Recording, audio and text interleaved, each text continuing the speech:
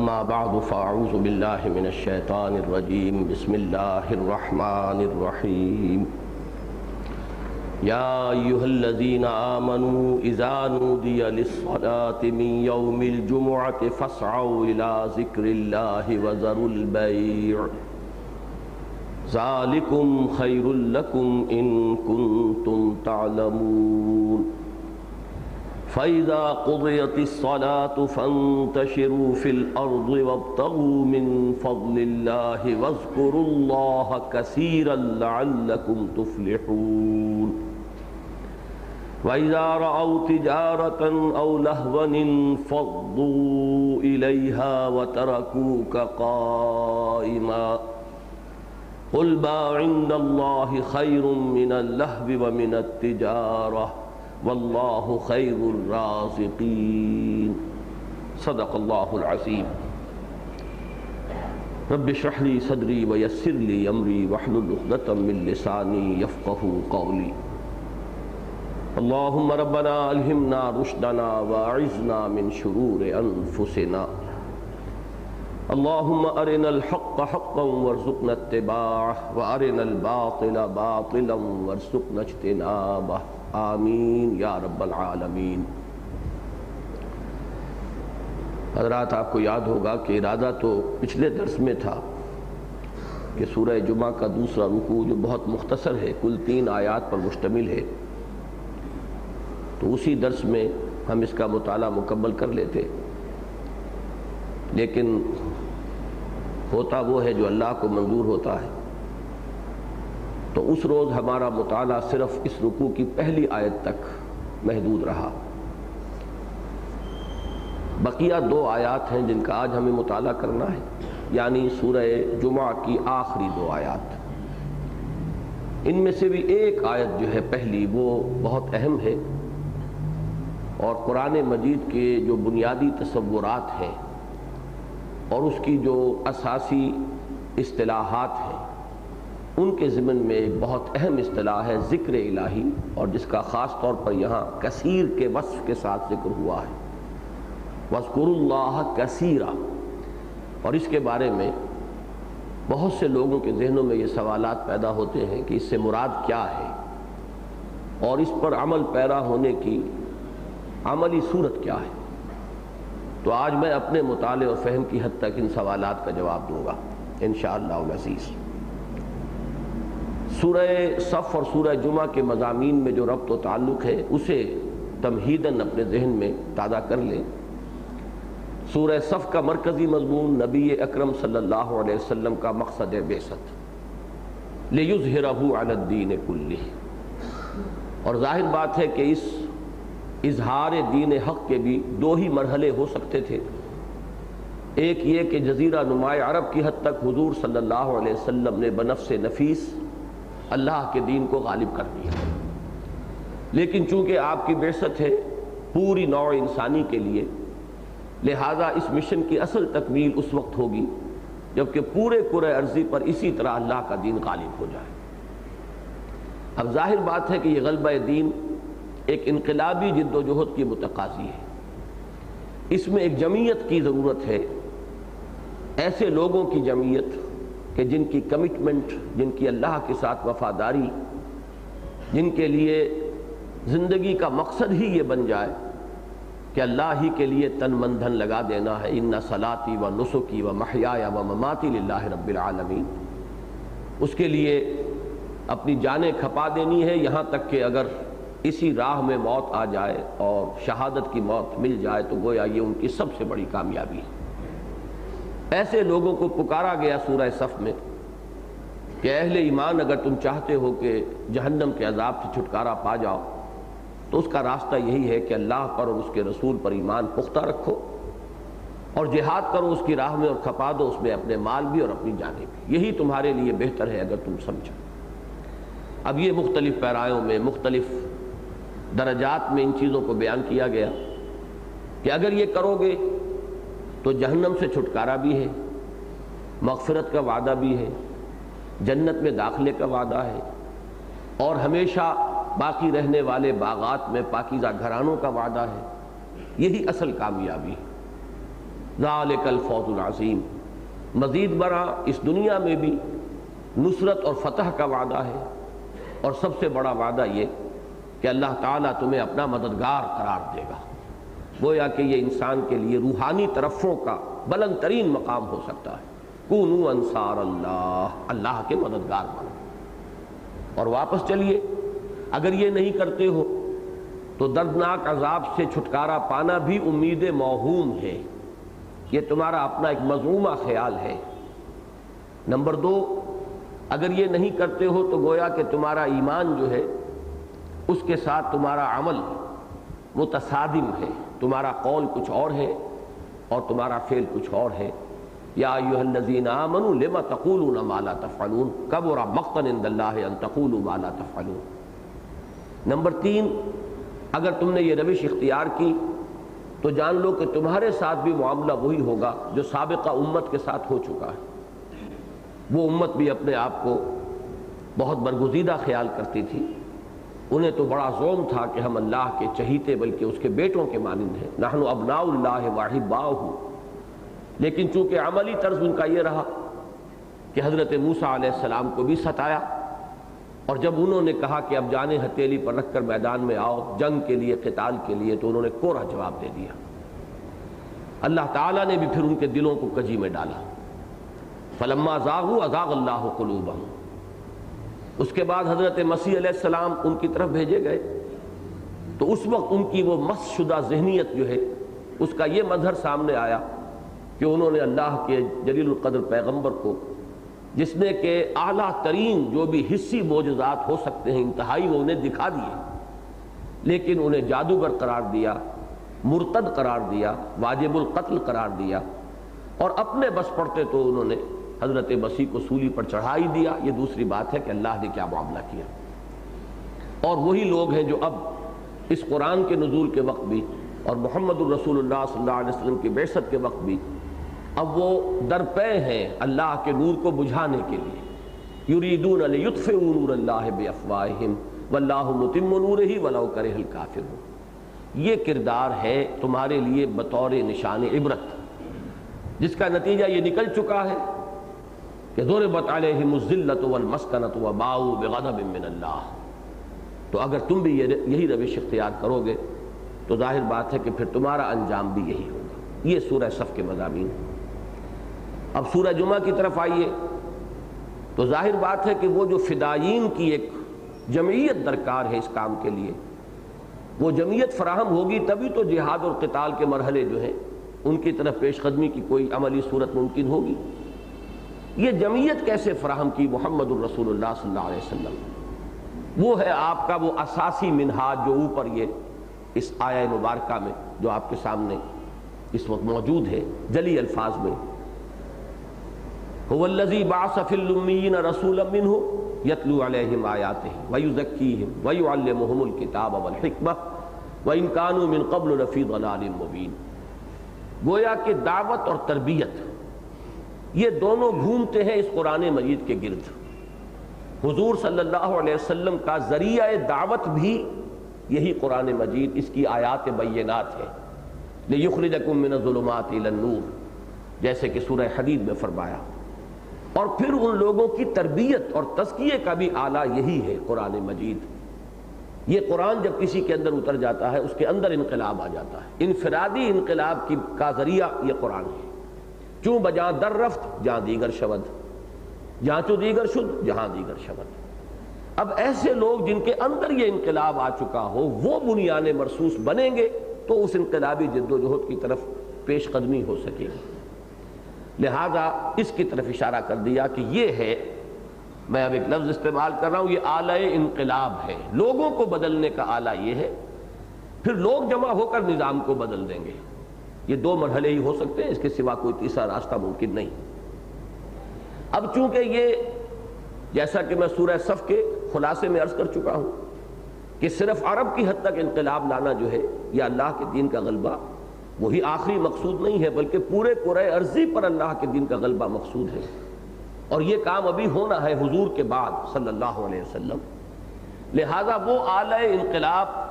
حضور نے امت کے حوالے کر دیا۔ جب مشن حوالے کیا کہ اب تمہیں یہ کام کرنا ہے، فَلْيُبَلِّغِ الشَّاهِدُ الْغَائِبَ، اب پہنچائیں وہ جو یہاں ہیں ان کو جو یہاں نہیں ہیں، اور جیسے میں نے انقلاب برپا کیا ہے اس جزیرہ نما عرب میں، اسی طرح تمہیں انقلاب برپا کرنا ہے پورے کرۂ ارضی میں۔ لہذا یہ لو، یہ ہے میرا عصائے موسیٰ کہہ لیں اسے، یہ ہے میرا معجزہ، یہ ہے میرا اعلی انقلاب، یہ تمہارے حوالے ہے۔ چنانچہ میں نے آپ کو وہ الفاظ سنائے تھے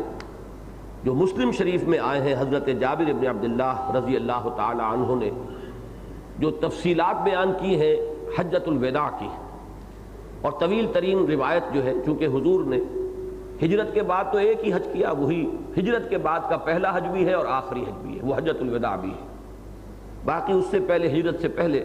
جو بھی آپ نے حج کیے ہوں گے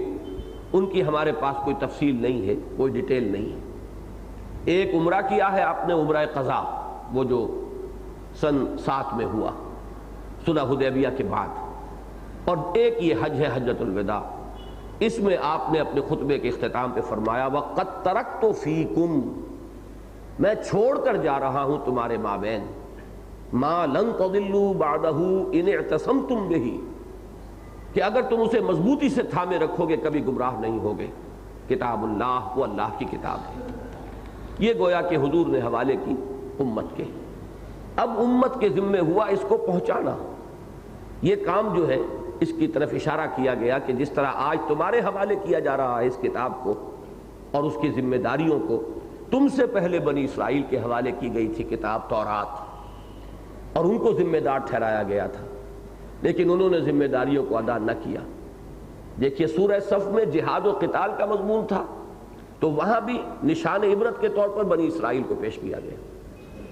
یہاں قرآن کے پڑھنے پڑھانے اور قرآن کے ذریعے دعوت اور تربیت،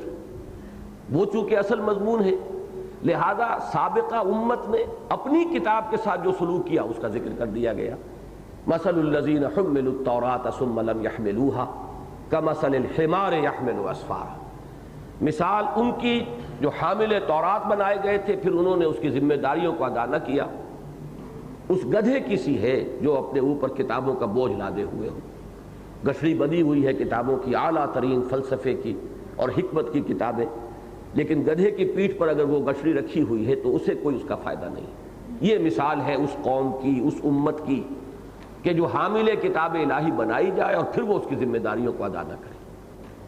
اس کے بعد ایک اسی سابقہ امت کے حوالے سے ایک اور اہم نقطہ ہے جس کی رہنمائی کر دی گئی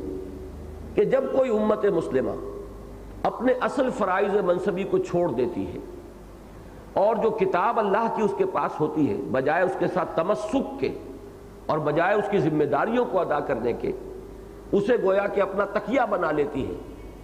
تو پھر اسے جو سہارا درکار ہوتا ہے، ذہنی سہارا، وہ اس کے کچھ مذمومہ خیالات ہوتے ہیں، امانی ہوتے ہیں۔ ہم تو بخشے بخشائے ہیں، ہم تو اللہ کے چہیتے ہیں۔ اس پر بڑے سرچنگ انداز میں ان سے یہ بات کہلائی گئی نبی اکرم صلی اللہ علیہ وسلم کی زبانی کہ ان سے کہیے اگر واقعتاً تمہارا یہ گمان ہے کہ تم اللہ کے بڑے چہیتے اور لاڈلے ہو تو پھر تمہیں موت کی تمنا کرنی چاہیے، پھر زندگی تم پر گرانگ ہونی چاہیے، اس لیے کہ دوست سے ملاقات کی انسان کو آرزو ہوتی ہے، نہ کہ اس سے دور رہنے کی۔ یہ ہے گویا کہ ایک ایسا انداز کہ جس سے ہر شخص اپنے گریبان میں جھانکنے پر مجبور ہو جائے، اور فرمایا کہ یہ جیسے کہ میں نے 2 اور مقامات کے حوالے سے آپ کے سامنے رکھا تھا کہ ان میں سے ہر شخص یہ چاہتا ہے کہ ہماری زندگی جو ہے 1000 برس کی ہو جائے، لو یعمر 1000 سنہ، اور یہ چیز جو ہے یہ جس امت مسلمہ میں آ جائے پھر وہ بودی ہو جاتی ہے، اس کے اندر کوئی مقاومت نہیں رہتی، کوئی قوت نہیں رہتی۔ اس کے لیے میں نے آپ کو وہ حدیث سنائی کہ حضور نے پیشگی تنبیہ فرما دی تھی کہ مسلمانوں تم پر بھی ایک وقت ایسا آئے گا کہ تم اقوام عالم کے لیے لقمہ تر بن جاؤ گے، جیسے دسترخوان پر کھانا چن دیا گیا ہو تو پھر بلاتے آؤ بھائی آئیے تشریف لائیے تناول فرمائیے، ایسے دنیا کی قومیں تم پر ایک دوسرے کو دعوت دیں گی۔ صحابہ نے عرض کیا امن قلت نحن یومئذ یا رسول اللہ، حضور کیا اس دن ہماری تعداد بہت کم ہوگی؟ فرمایا نہیں، بل انتم یومئذ کثیر، تعداد تو تمہاری بہت ہوگی، ولکنکم غصاء کا غصاء السیل، لیکن تم ایسے ہو کر رہ جاؤ گے جیسے سیلاب کے اوپر کا جھاگ، اور اللہ تعالیٰ تمہارے دشمنوں کے دلوں میں سے تمہاری ہیبت کو نکال دے گا، روب نہیں رہے گا، دھاک نہیں رہے گی، اور تمہارے اندر ایک بیماری پیدا ہو جائے گی جس کا نام وہن ہے۔ جب پوچھا گیا مل وہن یا رسول اللہ، اے اللہ کے رسول وہ وہن کیا ہے؟ آپ نے فرمایا حب الدنیا و کراہیت الموت، دنیا کی محبت اور موت سے فرار، موت کا خوف، موت سے نفرت۔ یہ گویا کہ ایک آئینہ امت محمد صلی اللہ علیہ وسلم کو دے دیا گیا کہ اسی میں ذرا اپنی حالت کو دیکھتے رہا کرو کہ کہیں اسی نقش قدم پر تم تو نہیں چل رہے۔ اب چونکہ یہ عمل ہے تا قیام قیامت اسے جاری رہنا ہے، قرآن کے ذریعے دعوت، قرآن کے ذریعے تربیت، پھر وہ لوگ تربیت یافتہ لوگ وہ پھر جہاد اور قتال کے مراحل طے کریں اور اللہ کے دین کو قائم کریں۔ لہذا اس کے لیے تعلیم قرآن اور اس کا ایک نظام تعلیم بالغاں یہ خطبہ جمعہ کی شکل کے اندر امت کو عطا کر دیا گیا۔ ہر ہفتے ایک دن مسلمان جمع ہوا کرے، اور میں عرض کر چکا ہوں کہ یہ حکمت تمام سابقہ شرائع سماویہ جتنی بھی تھی ان میں موجود تھی کہ ایک دن کو خالص کر لو، ہفتے کے 6 دن تم اپنی معاش میں جد و جہد میں لگا سکتے ہو، لیکن ایک دن خالص کر لو اللہ کی یاد کے لیے۔ اور اس دن ہر کاروبار دنیاوی مطلقاً حرام۔ یہ دن اصل میں تو جمعے کا تھا، لیکن یہود نے اپنی شرارت نفس کی وجہ سے ہفتہ اختیار کیا۔ اللہ نے وہی ہفتہ جو ہے ان کے لیے مقرر کر دیا کہ اگر جو افضل الایام ہے، تمام دنوں کا سردار، تم خود اس سے اگر دستبردار ہو رہے ہو تو ٹھیک ہے، اس فضیلت سے تم محروم کیے جاتے ہو۔ اب وہ سب کا قانون جو ہے ان کے ہاں نہایت سخت تھا، کوئی کاروبار دنیاوی، کوئی معاشی جد و جہد نہیں کی جا سکتی۔ اس شریعت میں لا کر اسے بہت نرم کر دیا گیا کہ حرام مطلق تو ہے کاروبار صرف اذان جمعہ سے لے کر، اور وہ اذان جمعہ بھی وہ کہ جو خطبے سے پہلے ہوتی ہے، اس سے لے کر اور نماز جمعہ کے اختتام تک، یہ وقفہ تو وہ ہے کہ جس میں ہر کاروبار دنیاوی مطلقاً حرام ہے۔ باقی جیسا کہ اب ہم آج پڑھیں گے، اس کے بعد مباح کر دیا گیا کہ آپ نماز جب ہو چکے منتشر ہو کر زمین میں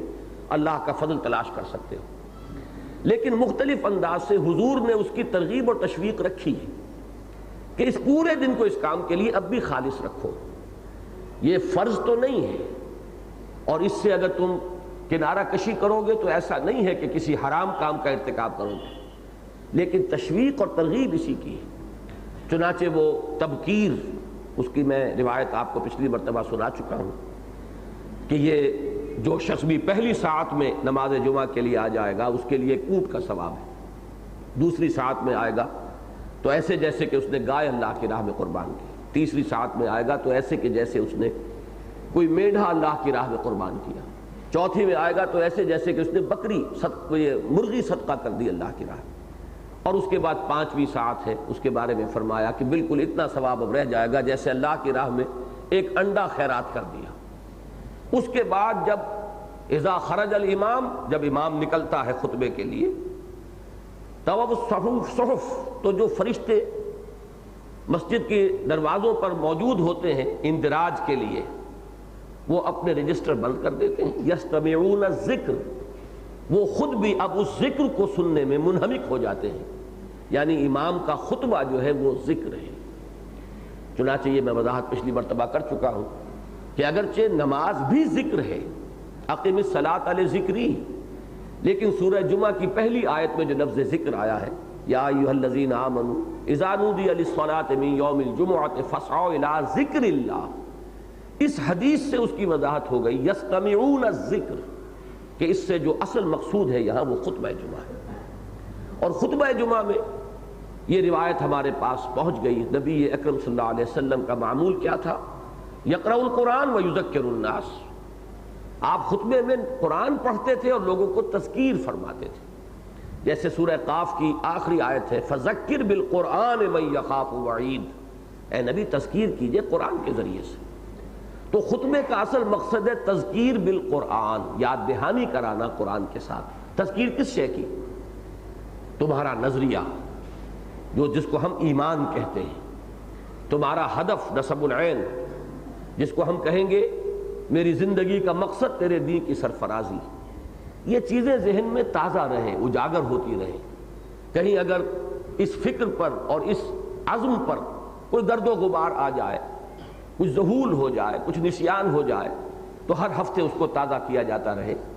اور کوئی نائب رسول ممبر رسول پر کھڑے ہو کر وہی کام کرے، یتلو علیہم آیاتہ ویزکیہم ویعلمہم الکتاب والحکمہ۔ اس اعتبار سے اگر ہم جدید اصطلاح میں اس کو تعبیر کریں تو کہہ سکتے ہیں کہ یہ حزب اللہ کا ہفتے وار اجتماع ہے۔ ہر انقلابی جماعت اس کا اہتمام کرتی ہے، ہر انقلاب کا کوئی نہ کوئی نظریہ اور فلسفہ ہوتا ہے جو اس کے لٹریچر کے اندر مدون ہوتا ہے، اس کو بار بار پڑھتے رہنا۔ جیسے کہ آپ نے چینیوں کے بارے میں سنا ہوگا، وہ جو ریڈ بک تھی وہ کس طریقے سے اس کی تلاوت کی جاتی تھی، ماؤ زیتون کے اقوال اور اس کے مضامین، وہ سرجنز بھی سرجری کرنے سے پہلے اس کی تلاوت کرتے تھے، اور وہ سمجھتے تھے کہ ہمیں، حالانکہ اس کا کوئی تعلق نہیں سرجری سے، لیکن وہ سمجھتے تھے کہ اس سے ہمیں انسپریشن ملتی ہے۔ تو اسی طریقے سے، بلکہ یہ تو نسبت خاک رابع عالم پاک، یوں کہنا چاہیے کہ در حقیقت اس طرز عمل کی نقالی ہے جو دوسروں نے کی ہے۔ اسلامی انقلاب کا بنیادی لٹریچر، ابدی لٹریچر، دائمی لٹریچر یہ قرآن حکیم ہے۔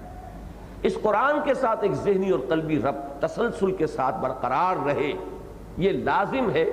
اسلامی انقلابی جد و جہد کے اندر جو لوگ لگے ہوئے ہیں ان کے لیے۔ اس کا اہتمام کیا گیا ہے، اور اس کے لیے جو پھر آداب تلقین کیے گئے، تاکید کی گئی کہ غسل کرو، ساتھ ہی ترغیب دی گئی صاف ستھرے کپڑے پہنو، غریب آدمی بھی ہے تو وہ کوشش کرے کہ ایک جوڑا نماز جمعہ کے لیے محفوظ کر کے رکھے، وہ جو بھی کوئی شخص مستری ہے، کوئی لوہار ہے، کوئی اور کام کر رہا ہے تو اپنے ان کپڑوں کو نہیں بلکہ جمعے کے لیے ایک علیحدہ جوڑا جو ہے مختص کر لے۔ خوشبو لگانے کی تاکید کی گئی تاکہ جب تم جمع ہو تو ایک بڑا تر و تازہ ماحول ہو، پسینے کی بدبو سے منغص نہ ہو جائے لوگوں کا مزاج، اور طبیعت جو ہے اس کے اندر انقباض نہ ہو، بلکہ یہ کہ نہا دھو کر اچھے کپڑے پہن کر ایک عید کی طرح اسے مناؤ۔ الجمعہ تو عید المسلمین، یہ بھی مسلمانوں کی ایک عید ہے، اور وہاں جمع ہو اور اچھے ماحول کے اندر کوئی نائب رسول وہی عمل سر انجام دے، یقرأ القرآن ویذکر الناس۔ یہ تو وہ مضامین ہیں کہ جو اب تک ہم پڑھ چکے ہیں۔ اب آج آگے چلنا ہے ہمیں۔ فَإِذَا قُضِيَتِ الصَّلَاةُ فَانتَشِرُوا فِي الْأَرْضِ، تو جب نماز ادا ہو چکے، پوری ہو جائے، تو منتشر ہو جاؤ زمین میں۔ یہ یہاں پر فعل امر ہے، فانتشروا، منتشر ہو جاؤ۔ پہلی آیت میں بھی فعل امر تھا، فسعوا الی ذکر اللہ وذروا البیع، اللہ کی یاد کی طرف لپکو، ہمتاً متوجہ ہو جاؤ اور کاروبار چھوڑ دو۔ یہ چونکہ دو آیات متصل ہیں اور ان میں فعل امر جو ہے دو مختلف مفہوموں کے ساتھ آیا ہے، تو اس کے حوالے سے یہ اصطلاحات سمجھ لیجئے کہ بالعموم تو الامر للوجوب، جہاں صیغہ امر آئے گا وہ وجوب کے لیے آتا ہے، یہ کرو، اقیموا الصلاۃ، نماز قائم کرو، یہ تم پر واجب ہے، تم پر فرض ہے، تم پر لازم ہے۔ لیکن کہیں کہیں فعل امر استحباب کے لیے آتا ہے، وجوب کے لیے نہیں، یعنی یہ لازم نہیں ہے کہ نماز کے بعد لازماً منتشر ہو جاؤ زمین میں، بلکہ استحباب ہے کہ اگر منتشر ہونا چاہو تو ہو سکتے ہو۔ اب وہ جو پابندی تھی ضرور البیع کی وہ ختم ہو گئی، اب تمہاری اپنی مرضی پہ ہے، تم اگر مسجد میں بیٹھنا چاہو، ابھی اور ذکر الہی، تلاوت قرآن اور وعظ و نصیحت کی کوئی محفل وہاں پر قائم کرنا چاہو تو اس میں کوئی شے ممنوع نہیں ہوگی۔ یہ امر للوجوب نہیں ہے، بلکہ یہ امر جو ہے فانتشروا فی الارض، یہ استحباب کے لیے ہے کہ تمہیں اس کی اجازت ہے۔ پس منظر میں وہ ہے کہ سابقہ شریعت میں مطلقاً حرام تھا پورے دن کاروبار دنیاوی، اس پس منظر میں یہاں پر جب یہ لفظ آیا تو اس میں استحباب ہے۔ میں نے بہت سے مواقع پر یہ بیان کیا ہے کہ دہلی میں وعظ کا جو نظام تھا وہ جمعے کے بعد تھا۔ جمعہ جو ہوتا تھا وہ تو عربی خطبے کے ساتھ لوگ آئے اور انہوں نے نماز ادا کر لی، اس کے بعد اب جو لوگ بیٹھنا چاہتے تھے، اور اکثر لوگ بیٹھتے تھے، پھر وہ وعظ اور نصیحت کی محفل چلتی تھی اور عصر تک چلتی تھی، یہ معمول وہاں تھا۔ اس کا ایک بہت بڑا فائدہ یہ میں محسوس کرتا ہوں کہ ہوتا تھا کہ جس کو بھی بیٹھنا ہے وہ پہلے منٹ سے موجود ہے، تو گفتگو مربوط ہو سکتی تھی۔ اب یہ جمعے سے قبل کا جو معاملہ ہو گیا ہے اس میں یہ ہے کہ ابھی کچھ لوگ ہیں ابتدا میں تو اکثر مساجد میں 3-4 آدمی بیٹھے ہوتے ہیں، رفتہ رفتہ جو ہے وہ ٹرکلنگ ڈاؤن ہوتی رہتی ہے، 1 آ گیا، 2 آ گئے، 3 آ گئے، تو اس سے واقعہ یہ ہے کہ کوئی منظم بات، مرتب بات وہ نہیں ہو پاتی۔ بہرحال یہ اس سے میں صرف اس وقت اشارہ کر رہا ہوں کہ علماء نے یہ لازم نہیں سمجھا کہ جمعے کی نماز کے بعد منتشر ہو جانا فرض ہے، فانتشروا فی الارض، بلکہ یہاں ایک اجازت کا پہلو ہے، فانتشروا فی الارض، تو اب تم زمین میں پھیل سکتے ہو، منتشر ہو سکتے ہو، وابتغوا من فضل اللہ، اور تلاش کرو اللہ کے فضل کو۔ اس میں بھی وابتغوا یہ پھر فعل امر ہے، لیکن یہ بھی للوجوب نہیں ہوگا بلکہ استحباب کے لیے ہوگا کہ اب یہ مباح ہے آپ کے لیے، آپ جائیں تو اللہ تعالیٰ کا فضل جو ہے وہ تلاش کریں۔ اس آیہ مبارکہ میں ایک تو لفظ آیا قضیت الصلاۃ، جبکہ نماز ادا ہو چکے۔ اس لفظ سے میری زندگی کا ایک دلچسپ واقعہ متعلق ہے، وہ میں آپ کو سنا دوں۔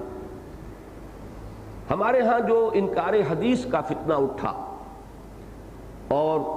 اگرچہ پہلے کچھ اور لوگ تھے جنہوں نے اس کے لیے ابتدائی مواد تیار کیا ہے، اسلم جیراج پوری اور عبداللہ چکرالوی، یہ 2 شخصیتیں تھیں، لیکن اس کو زیادہ شد و مت کے ساتھ اور شرح و بسط کے ساتھ اور بڑے ہی عمدہ انداز نگارش کے ساتھ یہ غلام احمد پرویز صاحب نے اسے عام کیا۔ وہ گویا کہ سمبل بن گئے اس فتنہ انکار حدیث کے۔ انہوں نے ایک تصور یہ پیش کیا کہ صلاۃ کے معنی نماز جو ہے یہ ہے ہی نہیں، صلاۃ تو نظام کو کہتے ہیں، نظام ربوبیت کو کہتے ہیں، معاشرے کو کہتے ہیں،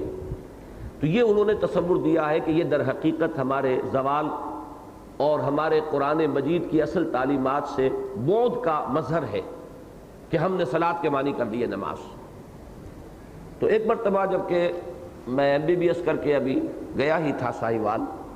وہاں ایک صاحب تھے جو میونسپل آفیسر تھے، انجینئر تھے، اور میونسپلٹی کا وہ سارا جو نقشے وغیرہ پاس کرنے کا کام ہے ان کے حوالے تھا۔ آدمی بہت شریف تھے، اس میں کوئی شک نہیں، لیکن کٹر پرویزی۔ اور اس سے میں در حقیقت اشارہ کر رہا ہوں کہ کتنے ہی لوگ ہمارے معاشرے میں بنیادی طور پر شریف، لیکن یہ کہ وہ مغالطے کے اندر مبتلا ہو جاتے ہیں، کوئی بات جو ہے اس انداز میں کہی گئی ہے کہ وہ ان کے دل میں اتر گئی۔ تو ایک روز گفتگو ہو رہی تھی تو انہوں نے چیلنجنگ انداز میں یہ کہا کہ کوئی آیت قرآن کی آپ مجھے ایسی بتائیے جس میں صلاۃ کے معنی معاشرہ نہ کیے جا سکتے ہوں۔ تو ایک دفعہ تو میں بھی ہل گیا، میں نے کہا کہ یہ جو اس طرح یہ بات کر رہے ہیں تو انہوں نے پورا دیکھ بھال لیا ہوگا، اور قرآن مجید کا پورا اس اعتبار سے انہوں نے جائزہ لے لیا ہوگا، تب اس دھڑلے کے ساتھ اور اس چیلنجنگ انداز میں کہہ رہے ہیں۔ تو میں کچھ چکرایا، لیکن اچانک پھر اس آیت کی طرف ذہن اللہ تعالیٰ نے منتقل کر دیا، فَإِذَا قُضِيَتِ الصَّلَاةُ فَانتَشِرُوا فِي الْأَرْضِ۔ میں نے کہا یہاں صلاۃ کے معنی اگر معاشرہ کریں گے تو اس کے معنی یہ ہے کہ جب معاشرے کا تیا پانچا کر چکو اور زمین میں منتشر ہو جاؤ، یہ ترجمہ کریں گے آپ؟ کہنے نہیں۔ میں نے کہا دیکھیے یہاں لازماً کوئی نہ کوئی عمل معین مراد لینا پڑے گا، جب وہ عمل ہو چکے، اس سے معاشرہ ہرگز یہاں مراد نہیں لیا جا سکتا۔ تو میں نے اس وقت کی جو ان کی کیفیت تھی کئی دفعہ بیان کیا ہے کہ آج بھی میرے سامنے وہ نقشہ آ جاتا ہے کہ جو قرآن مجید میں حضرت ابراہیم علیہ السلام اور نمرود کے مکالمے میں آیا ہے، فَبُہِتَ الَّذِي كَفَرَ، تو پھر وہ کافر مبہوت ہو کر رہ گیا، کوئی اس کے پاس جواب نہیں تھا۔ تو میرے ذہن میں اب بھی ان کی وہ جو شکل ہے اس وقت موجود ہے کہ کس طرح ایک دم وہ ایسے ہو کر رہ گئے تھے ہکا بکا کہ جیسے ان کے پاؤں تلے سے زمین نکل گئی۔ فَإِذَا قُضِيَتِ الصَّلَاةُ فَانتَشِرُوا فِي الْأَرْضِ، جب نماز ادا ہو چکے تو اب تم منتشر ہو سکتے ہو، پھیل سکتے ہو زمین میں۔ وَابْتَغُوا مِن فَضْلِ اللَّهِ، دوسرا لفظ بہت اہم جو آیا ہے وہ اللہ کا فضل، تلاش کرو اللہ کے فضل کو۔ دیکھیے یہاں پر بہت اہم نقطہ دیا جا رہا ہے کہ رزق جو بھی ہے وہ اللہ کا فضل ہے، اور انسان اسے صرف تلاش کرتا ہے، پیدا نہیں کرتا۔ یہ دو تصورات جو ہمارے ذہنوں میں بیٹھے ہوئے ہیں کہ گویا کہ میں کماتا ہوں، میں محنت کرتا ہوں، میں پیدا کرتا ہوں، کسان شاید پیدا کر رہا ہے یا کوئی کارخانے والے کوئی شے پیدا کر رہے ہیں، بنا رہے ہیں، قرآن مجید رزق کے لیے لفظ فضل لاتا ہے اور نیکی اور بدی کے لیے لفظ کسب لاتا ہے۔ کسب جو ہے انسان کی کمائی، وہ اصل میں یا نیکی ہے یا بدی ہے، لیکن اصل میں جو رزق جسے ہم سمجھتے ہیں کمائی، وہ قرآن مجید کی اصطلاح میں فضل ہے۔ یہ اللہ تعالیٰ کی طرف سے عطیہ ہے انسان کو۔ یہ لازم نہیں ہے کہ انسان کی محنت کے متناسب ملے۔ انسان بسا اوقات نہایت ذہین انسان، اور وہ لاکھ ہاتھ پہ مارتا ہے، اس کے ہاتھ پلے کچھ نہیں پڑتا۔ اس کے مقابلے میں کہیں کم صلاحیتوں والا آدمی، اور آپ دیکھتے ہیں کہ وہ مٹی میں ہاتھ ڈالتا ہے سونا بن جاتا ہے۔ پھر یہ کہ ایک ہی شخص ایک وقت میں بہت کامیاب کاروباری تھا، اور اس کا حال وہی تھا اسی محاورے کے مطابق کہ مٹی میں ہاتھ ڈالتا تھا سونا بنتا تھا۔ اسی شخص کا حال پھر یہ ہو جاتا ہے کہ اب وہ سونے میں ہاتھ ڈالتا ہے مٹی بن جاتی ہے۔ تو معلوم یہ ہوا کہ یہ چیزیں در حقیقت ہمارے ارادے یا ہماری محنت ہی پر اس کا دار و مدار اور انحصار نہیں ہے، یہ اللہ کا فضل ہے، اللہ کی دین ہے۔ اور اس کے لیے جو محنت ہم کرتے ہیں وہ ابتغاء ہے، تلاش کرنا۔ اس کی بڑی پیاری سی مثال یہ ہے کہ فرض کیجئے کوئی شخص آپ سے کہتا ہے اس گھر میں نے آپ کے لیے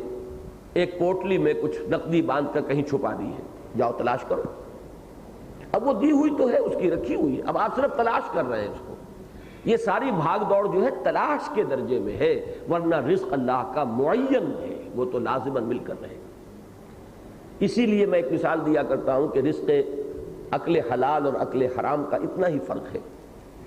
کہ فرض کیجئے کوئی شخص کہتا ہے کہ لائل پور کا گھنٹہ گھر جو ہے، چوک جو ہے، وہاں میں نے فلاں چیز آپ کے لیے رکھ دی ہے آپ کی، لیکن اس بازار سے جا کر لیں گے تو جائز ہے، اور اس بازار سے جا کر لیں گے تو ناجائز ہے۔ ادھر سے جانا ممنوع ہے، ادھر سے جانے کی اجازت ہے۔ اب اگر آپ اس جائز راستے سے جس سے اجازت ہے اس سے جائیں گے تو وہ آپ کے لیے حلال ہو گئی، اور اگر آپ نے اس ممنوع راستے سے جا کر لیا تو وہ حرام ہو گئی، حالانکہ وہ تو آپ کے لیے معین تھی، وہ تو دی جا چکی تھی، لیکن اس کا ذریعہ جو ہے تلاش کا وہ آپ نے غلط اختیار کر لیا۔ ورنہ یہ ہے کہ رزق تو در حقیقت اللہ تعالیٰ کی طرف سے معین ہے، مقدر ہے، اور یہ اللہ کا فضل ہے، یہ تمہاری محنت اور کسب کے اوپر اس کا دار و مدار نہیں۔ فَإِذَا قُضِيَتِ الصَّلَاةُ فَانتَشِرُوا فِي الْأَرْضِ وَابْتَغُوا مِنْ فَضْلِ اللَّهِ۔ اب اس کے بعد آئے وہ الفاظ وَاذْكُرُوا اللَّهَ كَثِيرًا لَعَلَّكُمْ تُفْلِحُونَ، اور اللہ کا ذکر کرو کثرت کے ساتھ، یاد کرو اللہ کو کثرت کے ساتھ تاکہ تم فلاح پاؤ۔ یہ فلاح کا دار و مدار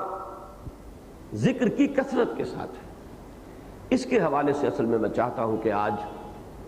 ذکر کی حقیقت، اس کی ماہیت، قرآن مجید کی ایک بنیادی اصطلاح ہونے کے اعتبار سے اس کا اصل مفہوم، پھر اس کے ذرائع، اس کے طریقے جو ہمیں ملتے ہیں کتاب و سنت سے، ان کے بارے میں ہم ایک اجمالی جائزہ لے لیں۔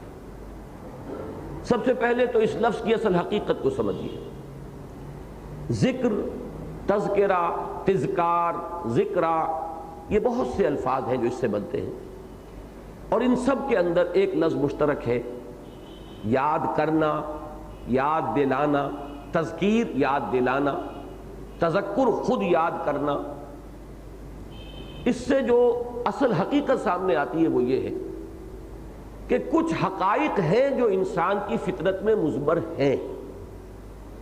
صرف ان پر پردے پڑ جاتے ہیں، ذہول، نسیان، ماحول میں گم ہو جانے کی وجہ سے۔ کافر کی یہ پہچان کہ آفاق میں گم ہے، مومن کی یہ پہچان کہ گم اس میں ہے آفاق، ورنہ وہ شے اندر موجود ہے، صرف یاد کرنا ہے، جس کو آپ ہندی میں جس کے لیے لفظ چیتنا، اور بڑا پیارا ترجمہ کیا ہے غالباً شاہ عبد القادر نے،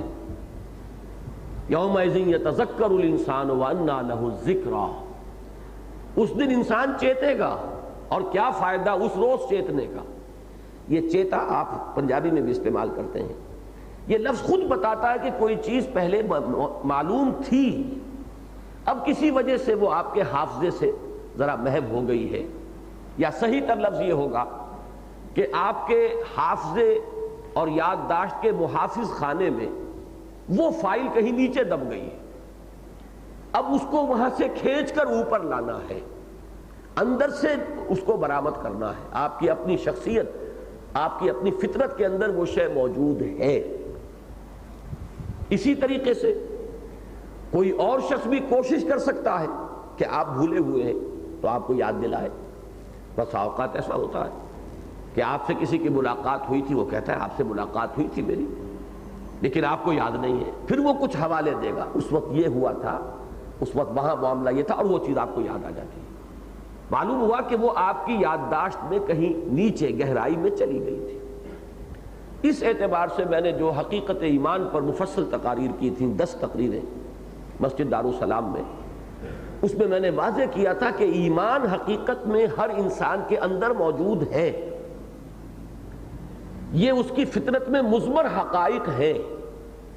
اسی لیے قرآن مجید کی اہم اصطلاح لفظ آیت ہے۔ یہ آیات ہیں، جیسے کہ ابھی میں نے مغرب کی نماز میں سورہ آل عمران کے آخری رکوع کی چند آیات کی تلاوت کی، ان فی خلق السماوات والارض واختلاف اللیل والنہار لآیات لأولی الالباب۔ یہ 20واں رکوع کی پہلی آیت ہے سورہ آل عمران کی، اور 20ویں رکوع کی پہلی آیت سورہ بقرہ کی بھی یہی ہے، وہ بہت مفصل ہے۔ ان فی خلق السماوات والارض واختلاف اللیل والنہار والفلک التی تجری فی البحر بما ينفع الناس وما انزل اللہ من السماء من ماء فاحیا به الارض بعد موتها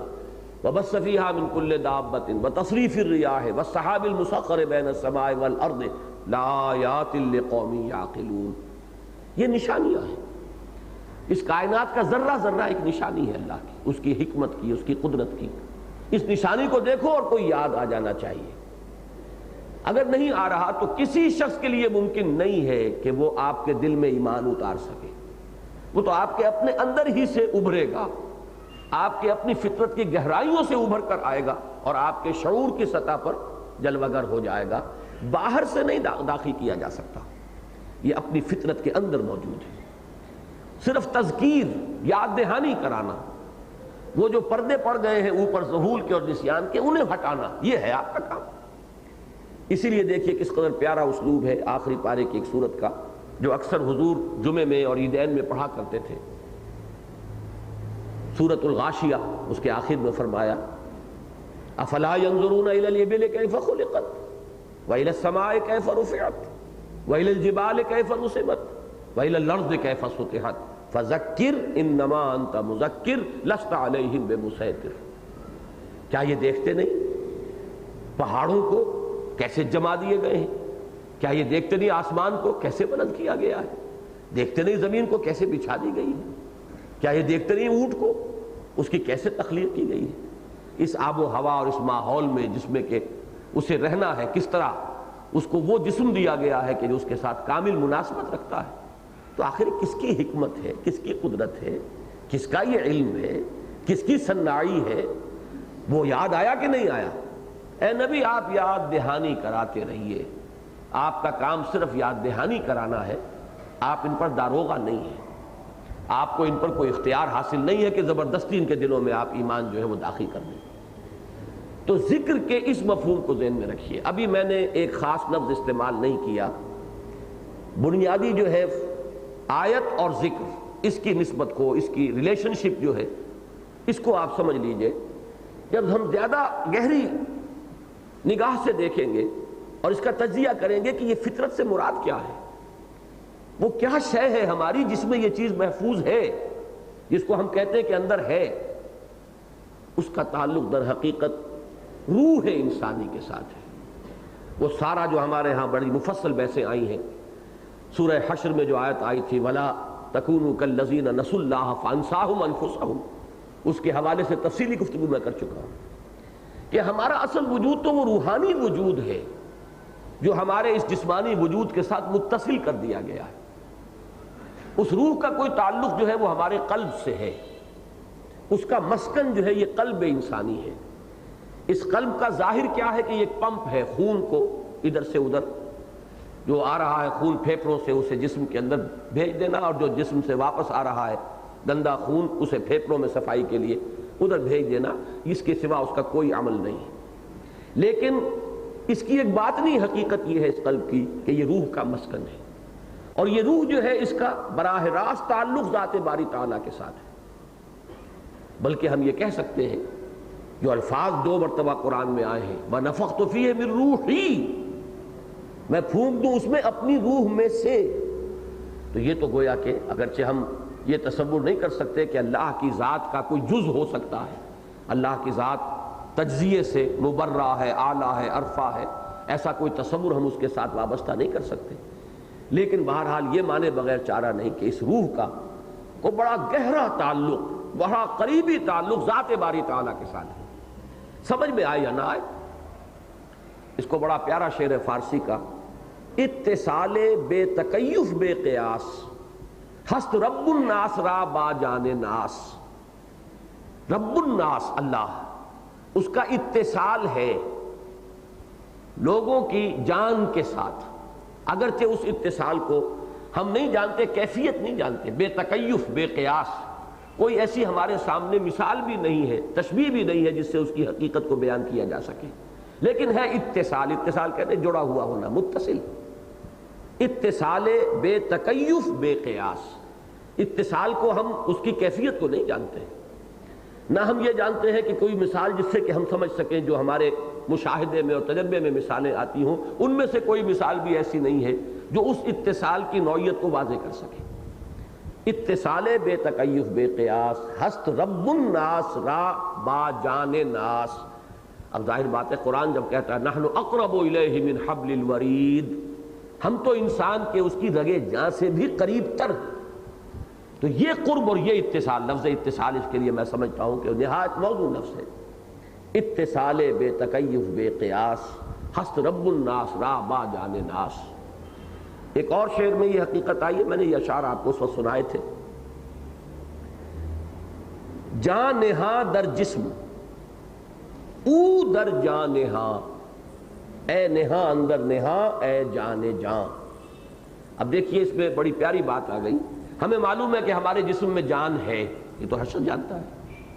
جان کہاں ہے ہم نہیں جانتے، کس عضو سے وابستہ ہے ہم نہیں جانتے، آج تک بھی نہیں معلوم۔ بڑی سے بڑی فزیولوجی کی کتاب پڑھ جائیے، وہ آپ کو یہ نہیں بتا سکے کہ جان کا تعلق جو ہے وہ کس طور سے ہے اس جسم کے ساتھ۔ تو جیسے جان ہے نہاں پنہاں ہے، جان نہاں در جسم او در جان نہاں، وہ یا وہ روح جس کا اس کی ذات کے ساتھ گہرا تعلق ہے، وہ جان انسانی کے اندر اسی طرح پنہاں ہے جیسے انسانی جان جسم انسانی کے اندر پنہاں ہے۔ جان نہاں در جسم او در جان نہاں، اے نہاں اندر نہاں، خود جان بھی ایک مخفی حقیقت ہے، پھر اس کے اندر ایک اور مخفی حقیقت ہے، اے نہاں اندر نہاں اے جان جان۔ ان چیزوں کو سامنے رکھیے، یہ ہے اصل وہ شے جو روح کی حقیقت کو نہیں سمجھتے، وہ ان چیزوں کو استعارہ سمجھ کر گزر جائیں گے کہ فطرت میں مضمر ہے، فطرت میں مضمر میں چے مانی دارد، آیا حیوانات کی فطرت کے اندر بھی وہ موجود ہے؟ تو اچھی طرح جان لیجئے حیوانات میں فطرت نہیں ہے، وہ جبلت ہے، حیوانی جبلت ہے، ہم اس کو نیچر سے تعبیر کر دیں گے، لیکن طبعیت جس کو کہتے ہیں، طبعیت اور شے ہے، ہماری طبیعت بھی حیوانی ہے، ہمارا وجود جو حیوانی ہے اس میں طبع حیوانی بھی موجود ہے، سارے اینیمل انسٹنکٹس موجود ہیں، لیکن ایک اضافی شے ہے وہ روح ربانی جو ہم میں پھونکی گئی ہے، جس نے ہمیں مسجود ملائک بنایا، فَإِذَا سَوَّيْتُهُ وَنَفَخْتُ فِيهِ مِن رُوحِي فَقَعُوا لَهُ سَاجِدِينَ۔ جب میں اس کو نوک پلک سنوار دوں، اس کی تخلیق مکمل کر دوں اور اس میں اپنی جان میں سے پھونک دوں، تب گر پڑنا اس کے سامنے سجدے میں۔ 2 مرتبہ یہ الفاظ قرآن میں آئے۔ در حقیقت اس میں مضمر ہے معرفت رب بھی، اس میں مضمر ہے محبت خداوندی بھی، لیکن وہ دبی ہوئی ہے، وہ ہمارے حیوانی وجود کے دباؤ کے تحت وہ سسکتی رہتی ہے، یہاں تک کہ بسا اوقات وہ بالکل مردہ بن کر اور اس جسم کے اندر وہ گویا کہ دفن ہو کر رہ جاتی ہے، اور یہ چلتا پھرتا ایک تازیہ ہوتا ہے انسان کا جسم، نظر آ رہا ہے کہ انسان چل پھر رہا ہے، حقیقت میں اس انسان کا اصل انسان مر چکا ہے، وہ اب حیوان انسان ہے جو چل پھر رہا ہے۔ یہ ہے در حقیقت، اگر اس بات کو سمجھ لیں گے تو اب ذکر کی حقیقت سامنے آ گئی، وہ تو اندر ہے، صرف یہ ہے کہ ایکٹیویٹ کرنا ہے اسے۔ میں نے ان تقریروں میں لفظ استعمال کیا تھا کیٹلیٹک ایجنٹ، 2 چیزیں ہیں ان کے مابین، کیمیکل ایکشن ہو نہیں سکتا جب تک کہ ایک کیٹلیٹک ایجنٹ موجود نہ ہو، اور وہ ایجنٹ کنزیوم نہیں ہوتا، وہ صرف اس عمل کو شروع کرا کے پھر وہ باقی ایسا کرتے جیسا کرتے ایسا موجود رہتا ہے۔ تو اسی طریقے سے یہ تمام آیات آفاقیہ، آیات انفسیہ، ان سب سے اور آیات قرآنیہ، ان سب سے مقصود کیا ہے کہ وہ جو انسان کی روح کے اندر جو معرفت رب، جو محبت رب ہے مضمر، اس کو اجاگر کیا جائے، ابھارا جائے، ظہور کے جو پردے پڑ گئے ان کو اٹھا دیا جائے، نسیان کے جو اس کے اوپر نقاب آ چکے ہیں ان کو ہٹا دیا جائے، تاکہ فطرت کے اندر سے ابھر کر وہ شے جو ہے اس کے شعور کی سطح پر آ جائے۔ تو اصل میں ذکر نام ہے اس شے۔ اب اس کے ذرائع ہیں، اس کے لیے کیا کیا شکلیں اختیار کی جائیں جن کو کہ ہم عام طور پر ذکر سے تعبیر کر دیتے ہیں۔ دیکھیے اب یہاں پر نوٹ کیجئے، ذرائع ذکر میں اہم ترین، جامع ترین، مؤثر ترین خود قرآن مجید ہے۔ یہی وجہ ہے کہ قرآن مجید اپنے آپ کو ایک سے زائد مقامات پر کہتا ہے الذکر، یہ ذکر ہے، الذکر، دی ریممبرنس، اس لیے کہ یہ جو ہمارے اندر سے ابھار کر ہمارے اپنی فطرت میں مضمر حقائق، ہماری اپنی روح کی معرفت جو اس میں موجود ہے اس کو ابھار کر لاتا ہے ہمارے شعور کے سطح پر، تو اس کے اعتبار سے سب سے مؤثر شے جو ہے یہ کلام اللہ ہے، یہ الذکر ہے۔ انا نحن نزلنا الذکر وانا لہ لحافظون، ہم نے ہی اس الذکر کو نازل کیا، ہم ہی اس کے محافظ ہیں۔ وانزلنا الیک الذکر لتبین للناس ما نزل الیہم، اے نبی ہم نے آپ پر یہ ذکر اس لیے نازل فرمایا تاکہ آپ لوگوں کے لیے واضح کریں جو ان کے لیے نازل کیا گیا ہے۔ یہی لفظ آیا ہے ایک جگہ سورہ ہجر میں کہ وہ کفار جو تھے معاندین اور استہزائی انداز میں وہ کہا کرتے تھے یا ایھا الذی نزل علیہ الذکر انک لمجنون، اے وہ شخص جس کا یہ گمان ہے کہ اس پر الذکر نازل کیا گیا ہے، ہم تو تمہیں پاگل سمجھتے ہیں، مجنون سمجھتے ہیں، آسیب زدہ سمجھتے ہیں، آپ کا دماغی توازن درست نہیں رہا ہے۔ یا ایھا الذی نزل علیہ الذکر انک لمجنون۔ تو سب سے بڑا ذکر جو ہے یہ قرآن حکیم ہے، اور اسی ذکر کا وہ سلسلہ جو پہلی آیت میں آیا یستمعون الذکر، خطبہ جمعہ جس کی غرض و غایت ہے قرآن مجید ہی کو پڑھنا اور قرآن مجید ہی کے ذریعے سے یاد دہانی اور تذکیر کرانا۔ نمبر 2 پر جامع ترین اس اعتبار سے کہ اس میں ذکر قولی ہی نہیں ہے بلکہ ذکر عملی بھی ہے، وہ ہے نماز۔ اقم الصلاۃ لذکری، اب دیکھیے یہاں پر لام آیا لذکری، میری یاد کے لیے، قائم رکھو نماز کو میری یاد کے لیے۔ مقصود ذکر ہے اور ذریعہ نماز ہے۔ میں نے اس لیے کہا کہ اس میں قولی اور عملی دونوں طرح کے ذکر جو ہیں وہ جمع ہو جاتے ہیں۔ جب آپ جھکتے ہیں، رکوع میں جاتے ہیں، گویا کہ اپنے وجود سے آپ نے اللہ کی عظمت کا اقرار کیا ہے۔ جب آپ سجدے میں گرتے ہیں اور پیشانی رکھ دیتے ہیں زمین پر، گویا کہ آپ نے اپنے اس عمل کے ذریعے اپنے انتہائی عجز اور تذلل کا مظاہرہ کیا ہے۔ جیسے کہ حضور نے فرمایا کہ جب سجدہ کرو تو یوں محسوس کرو جیسے تم نے اپنے رب کے قدموں میں سر رکھ دیا ہے۔ یہ در حقیقت انسان کی اس انانیت اور خود پسندی اور اس کے تکبر کی انتہائی نفی ہے اگر شعور کے ساتھ ہو رہا ہو۔ نماز جو ہے اس میں اب تسبیح بھی ہے، تہلیل بھی ہے، اللہ اکبر تکبیر ہے، بار بار آ رہی ہے، سبحانک اللہم سے بات شروع ہو رہی ہے، سمع اللہ لمن حمدہ، ربنا لک الحمد، سبحان اللہ العظیم، سبحان ربی العظیم، سبحان ربی الاعلی۔ تو تسبیح، تکبیر، تہلیل، ان سب کا مجموعہ۔ پھر قرآن مجید، سورہ فاتحہ جو قرآن مجید کا لب لباب، جو اساس القرآن، جو ام القرآن، جو کافیہ شافیہ جس کے نام ہے، وہ سورہ مبارکہ ہر رکعت کا جزو لازم، یہ اور پھر اس کے ساتھ قرآن مجید کا کچھ اور حصہ۔ تو اب یہ جامع ترین شکل ہو گئی جس میں کہ صرف قول ہی قول نہیں ہے، عمل بھی آ گیا ہے۔ یہ اب ذکر کی اس اعتبار سے کہ قول اور عمل دونوں کا مجموعہ بن گیا ہے، تو اس اعتبار سے ایک امتیازی اس میں جامعیت پیدا ہو گئی ہے۔ اب تیسرے نمبر پر آئیے، اور یہاں میں ذرا ایک اور اصطلاح انٹروڈیوس کراؤں گا کہ ایک ہے ذکر غیاب، ایک ہے خطاب حضوری، سبحان اللہ سبحان اللہ سبحان اللہ، اس میں خطاب نہیں ہے، اللہ سے ہم کلامی نہیں ہے، یہ گویا کہ ایک تھرڈ پرسن کے بارے میں ایک بات آپ کہہ رہے ہیں، ریپیٹ کر رہے ہیں، تکرار کر رہے ہیں،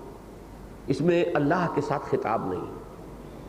جبکہ دعا جو ہے، دعا میں وہ خطاب براہ راست ہوتا ہے، اس میں وہ علامہ اقبال نے جو میننگ آف پریئرز ان اسلام پورا ایک خطبہ ہے ان کا، اور اس میں بڑے پیارے الفاظ استعمال کیے انہوں نے کہ فائنائٹ ایگو انفائنائٹ ایگو کے سامنے روبرو ہو کر آتی ہے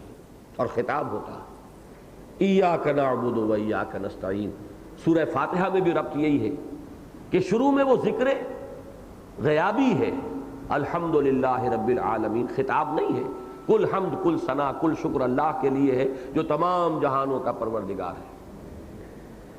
الرحمن الرحیم مالک یوم الدین۔ اب یہ تین آیات جو ہے یہ گویا کہ غیب میں رہتے ہوئے اللہ کا ذکر ہو رہا ہے، اللہ کا تذکرہ ہو رہا ہے، اللہ کی حمد ہو رہی ہے، اللہ کی تمجید ہو رہی ہے۔ جیسے کہ وہ روایت جو میں نے بارہا آپ کو سنائی ہے حضرت ابو ہریرہ رضی اللہ تعالی عنہ سے کہ اللہ تعالیٰ فرماتا ہے قسمت الصلاۃ بینی و بین عبدی نصفین، میں نے نماز کو اپنے اور اپنے بندے کے مابین آدھا آدھا تقسیم کر لیا ہے۔ جب میرا بندہ کہتا ہے الحمدللہ رب العالمین تو پروردگار کہتا ہے، حضور نے فرمایا کہ ساتھ کے ساتھ یہاں تو سوال جواب ہوتے ہیں، اللہ فرماتا ہے ثنا علی عبدی حمدنی عبدی مجدنی عبدی، میرے بندے نے میری تمجید کی، میری حمد کی، میری ثنا کی۔ اور جب وہ کہتا ہے ایاک نعبد و ایاک نستعین تو بندہ کہتا ہے ھذا ما بینی و بین عبدی، یہ میرے اور میرے بندے کے مابین ہے۔ اب یہاں اب وہ انائے صغیر انائے کبیر کے روبرو ہے، خطاب ہو رہا ہے، وہ انفائنائٹ ایگو اور فائنائٹ ایگو، انائے محدود اور انائے لا محدود، اننی انا اللہ لا الہ الا انا فاعبدنی واقم الصلاۃ لذکری، یہ انانیت کبریٰ ہے، اننی انا اللہ لا الہ الا انا فاعبدنی واقم الصلاۃ لذکری۔ اب یہاں جب وہ براہ راست ہم کلامی ہوتی ہے اور اس کے بعد وہی ہم کلامی ہے جس میں دعا کی شکل میں یہ ہمارے زبان پر الفاظ آتے ہیں اہدنا الصراط المستقیم صراط الذین انعمت علیہم غیر المغضوب علیہم ولا الضالین۔ یہ اب ذکر کی ایک نہایت مؤثر شکل ہے جس کا نام دعا ہے۔ یہی وجہ ہے کہ فرمایا گیا کہ الدعاء مخ العبادہ، الدعاء هو العبادہ۔ تو ذکر الہی میں اب تیسرے نمبر پر آتی ہیں ادعیہ معصورہ، دعا۔ صبح صبح اٹھے اور آپ کی زبان پر الفاظ آ گئے الحمدللہ الذی احیانی بعد ما اماتنی والیہ النشور، اس اللہ کا شکر ہے جس نے مجھے اثر نو زندگی عطا فرمائی، اس کے بعد کہ مجھ پر موت طاری ہو گئی تھی، اس لیے کہ نیند بھی موت کی بہن ہے، اور اسی طرح ہم ایک روز اٹھیں گے، موت کی نیند سے بیدار ہوں گے اور اسی کی طرف پھر ہمیں جانا ہوگا۔ اور میں نے یہ بارہا کہا ہے کہ یہ بڑا پیارا انداز ہے، گویا کہ ریہرسل ہو رہا ہے ہر صبح۔ صبح قیامت کو جب وہ شخص اٹھے گا جو دن میں ہر صبح کا آغاز کرتا رہا اسی جملے سے الحمدللہ الذی احیانی بعد ما اماتنی والیہ النشور، تو یہ اس طرح اس کی ایک کنڈیشن ریفلیکس بن جائے گی کہ صبح قیامت کو جب وہ بیدار ہوگا تو جب یہ الفاظ اس کی زبان پر آئیں گے الحمدللہ الذی احیانی بعد ما اماتنی والیہ النشور، تو گویا کہ ایگزیکٹ جو ہے انطباق اس کا 100% وہ تو اس روز ہوگا صبح قیامت کو جب ہم اٹھیں گے، لیکن اسی کا گویا کہ ریہرسل ہو رہا ہے، روزانہ ہم اس کی مشق کر رہے ہیں کہ ظاہر بات ہے کہ نیند میں ہمارا شعور جو ہے وہ گویا کہ معوف ہو گیا تھا، سلب کر لیا گیا تھا، اب وہ شعور لوٹ کر آیا ہے ہم میں، تو شعور کے دوبارہ ہمارے اندر اجاگر ہونے پر ہم وہی الفاظ کہہ رہے ہیں الحمدللہ الذی احیانی بعد ما اماتنی والیہ النشور۔ پھر آپ جو بھی کام کر رہے ہیں زندگی کا، یہ ذکر کثیر کی سب سے زیادہ مؤثر شکل ہے۔ ذرا سا اس میں معاملہ مشکل کا ہے، یاد کرنی پڑتی ہے، ابتدائی سی محنت کچھ کرنی پڑے گی۔ شیشہ دیکھ رہے ہیں تو دعا ہے، کپڑے بدل رہے ہیں تو دعا ہے، گھر سے باہر قدم نکالا ہے مسجد کے لیے تو دعا ہے، مسجد میں داخل ہو رہے ہیں تو دعا ہے، مسجد میں جب تک رہیں گے تلاوت ہوگی، نماز ہوگی، وہ تو دعا ہی دعا ہے، ذکر ہی ذکر ہے. پھر نکلیں گے پھر دعا ہے، گھر میں داخل ہوں گے پھر دعا ہے، کوئی اچھا منظر دیکھیے گھر کا، دعا ہے، ذکر ہے. یہ ہے وہ ذکر کثیر کہ زندگی کے ہر کام کو کرتے ہوئے کام میں کوئی رکاوٹ نہیں آ رہی ہے، جسے آپ پنجابی میں کہتے ہیں کہ ہتھ کارول اور دل یارول. آپ کا ہاتھ جو ہے وہ لگا رہے کام میں، وہ اپنی جو بھی محنت ہے مشقت ہے کر رہا ہے، لیکن دل اللہ کے ساتھ جو ہے جڑا رہے. یہ ذکر کا اصل مفہوم کیا ہے؟ استحضار اللہ فی القلب، اللہ کو موجود کرنا یا موجود رکھنا اپنے دل میں، یہ ہے ذکر. اب یہ اس کے ذرائع ہیں. تلاوت قرآن اس کا سب سے بڑا ذریعہ، سب سے جامع کلام الہی ہے. یہ ہمارے اندر کی مخفی حقیقتوں کو خوب ابھار ابھار کر لاتا ہے، ہمارے شعور کی سطح پر اجاگر کرتا ہے. نماز اس اعتبار سے جامع ذکر ہے کہ اس میں جو آپ کی کیفیات عبدیت ہیں ان کا ظہور ساتھ کے ساتھ عمل میں ہو رہا ہے. قنوت جسے کہتے ہیں ہم کھڑے ہونے کو، وہ کھڑا ہونا بھی اس طرح نہیں ہے جیسے کہ سینہ تان کر آپ کھڑے ہوتے ہیں، وہ بھی جھک کر، اور اس میں بھی یہ خشوع و خضوع کی کیفیت، اسی کو قنوت کہتے ہیں. فرما بردارانہ انداز میں کھڑا ہونا، جیسے کہ غلام اپنے آقا کے حضور میں حاضر رہے، کسی بادشاہ کے سامنے اس کا غلام یا خادم جیسے کھڑا ہوتا ہے، ایسے قنوت ہے. کھڑے ہونے میں بھی رنگ وہ ہے، اس میں بھی ایک تذلل ہے اور عجز ہے، لیکن پھر رکوع جو ہے اس میں اور وہ بڑھ گیا ہے تذلل. اور سجدہ تو یوں سمجھیے، اسی لیے حضور نے فرمایا کہ اقرب ما یکون العبد الی اللہ فی السجود، قریب ترین جو بندہ ہوتا ہے اللہ سے تو سجدے میں ہوتا ہے. ان دونوں میں یوں سمجھیے کہ ذکر جو ہے اس کی اعلیٰ ترین شکلیں ہیں تلاوت قرآن اور نماز. اور نماز کو اس لیے جامع کہہ رہا ہوں، اس میں خود قرآن کا لب لباب بھی آ گیا. سورہ بقرہ کے بعد لا صلاۃ لمن لم یقرأ بفاتحۃ الکتاب، جو سورہ فاتحہ نہیں پڑھتا اس کی کوئی نماز نہیں. اگرچہ اس سے آپ کے ذہن میں وہ جو ہمارے ہاں مسلکوں کا اختلاف ہے وہ خام خواہ کا الجھن پیدا نہیں ہو جانی چاہیے، اس لیے کہ اس میں اختلاف اس حدیث پر نہیں ہے. یہ تعبیر ہے کہ جب امام پڑھ رہا ہے تو گویا اس کی قرات تمہارے لیے بھی قرات ہے، تم نے بھی پڑھ لیا. اور بعض حضرات جو ہے امام شافعی تو تاکید کرتے کہ امام کے پیچھے جب آپ نماز پڑھ رہے ہو، خواہ سری ہو خواہ جہری ہو، خود بھی پڑھیے سورہ فاتحہ. لیکن امام ابو حنیفہ رحمہ اللہ کا موقف یہ ہے کہ امام کے پیچھے آپ کو سورہ فاتحہ نہیں پڑھنی، بلکہ آپ کے نمائندے کی حیثیت سے امام جو ہے اللہ کے حضور میں حاضر ہو کر آپ کی طرف سے وہی عرض نیاز کر رہا ہے. تو یہ ایک اختلاف ہے تعبیر کا. ایک درمیانی شکل یہ ہے، امام مالک رحمہ اللہ کا موقف یہ ہے، اور بہرحال مجھے سب سے زیادہ پسند یہی ہے کہ جو تو ہے جہری نماز، جہری رکعت، اس میں تو امام بلند آواز سے پڑھ رہا، آپ سنیے، آپ کو پڑھنے کی ضرورت نہیں ہے. آپ کا سننا گویا کہ پڑھنے کے قائم مقام ہو گیا. اور قرآن مجید کا حکم بھی ہے اذا قرئ القرآن فاستمعوا له وانصتوا، جب قرآن مجید پڑھا جا رہا ہو تو پوری توجہ کے ساتھ اسے سنا کرو اور خود خاموش رہا کرو. لیکن جب سری رکعت ہے یا سری نماز ہے، آپ کو معلوم ہے کہ ظہر اور عصر کلیتاً سری ہے، چاروں کی چاروں رکعتیں، جبکہ فجر جو ہے کلیتاً جہری ہے. مغرب اور عشاء میں دو دو رکعتیں جو ہے وہ جہری ہیں، اور ایک اور دو رکعتیں عشاء میں، اور ایک جو ہے وہ مغرب میں، یہ سری ہے. سری رکعتوں میں مقتدی جو ہے وہ بھی پڑھ لے. تو یہ تین ہی مسلک ہو سکتے ہیں، اور تینوں ہمارے تین بڑے ائمہ کی طرف منسوب ہیں،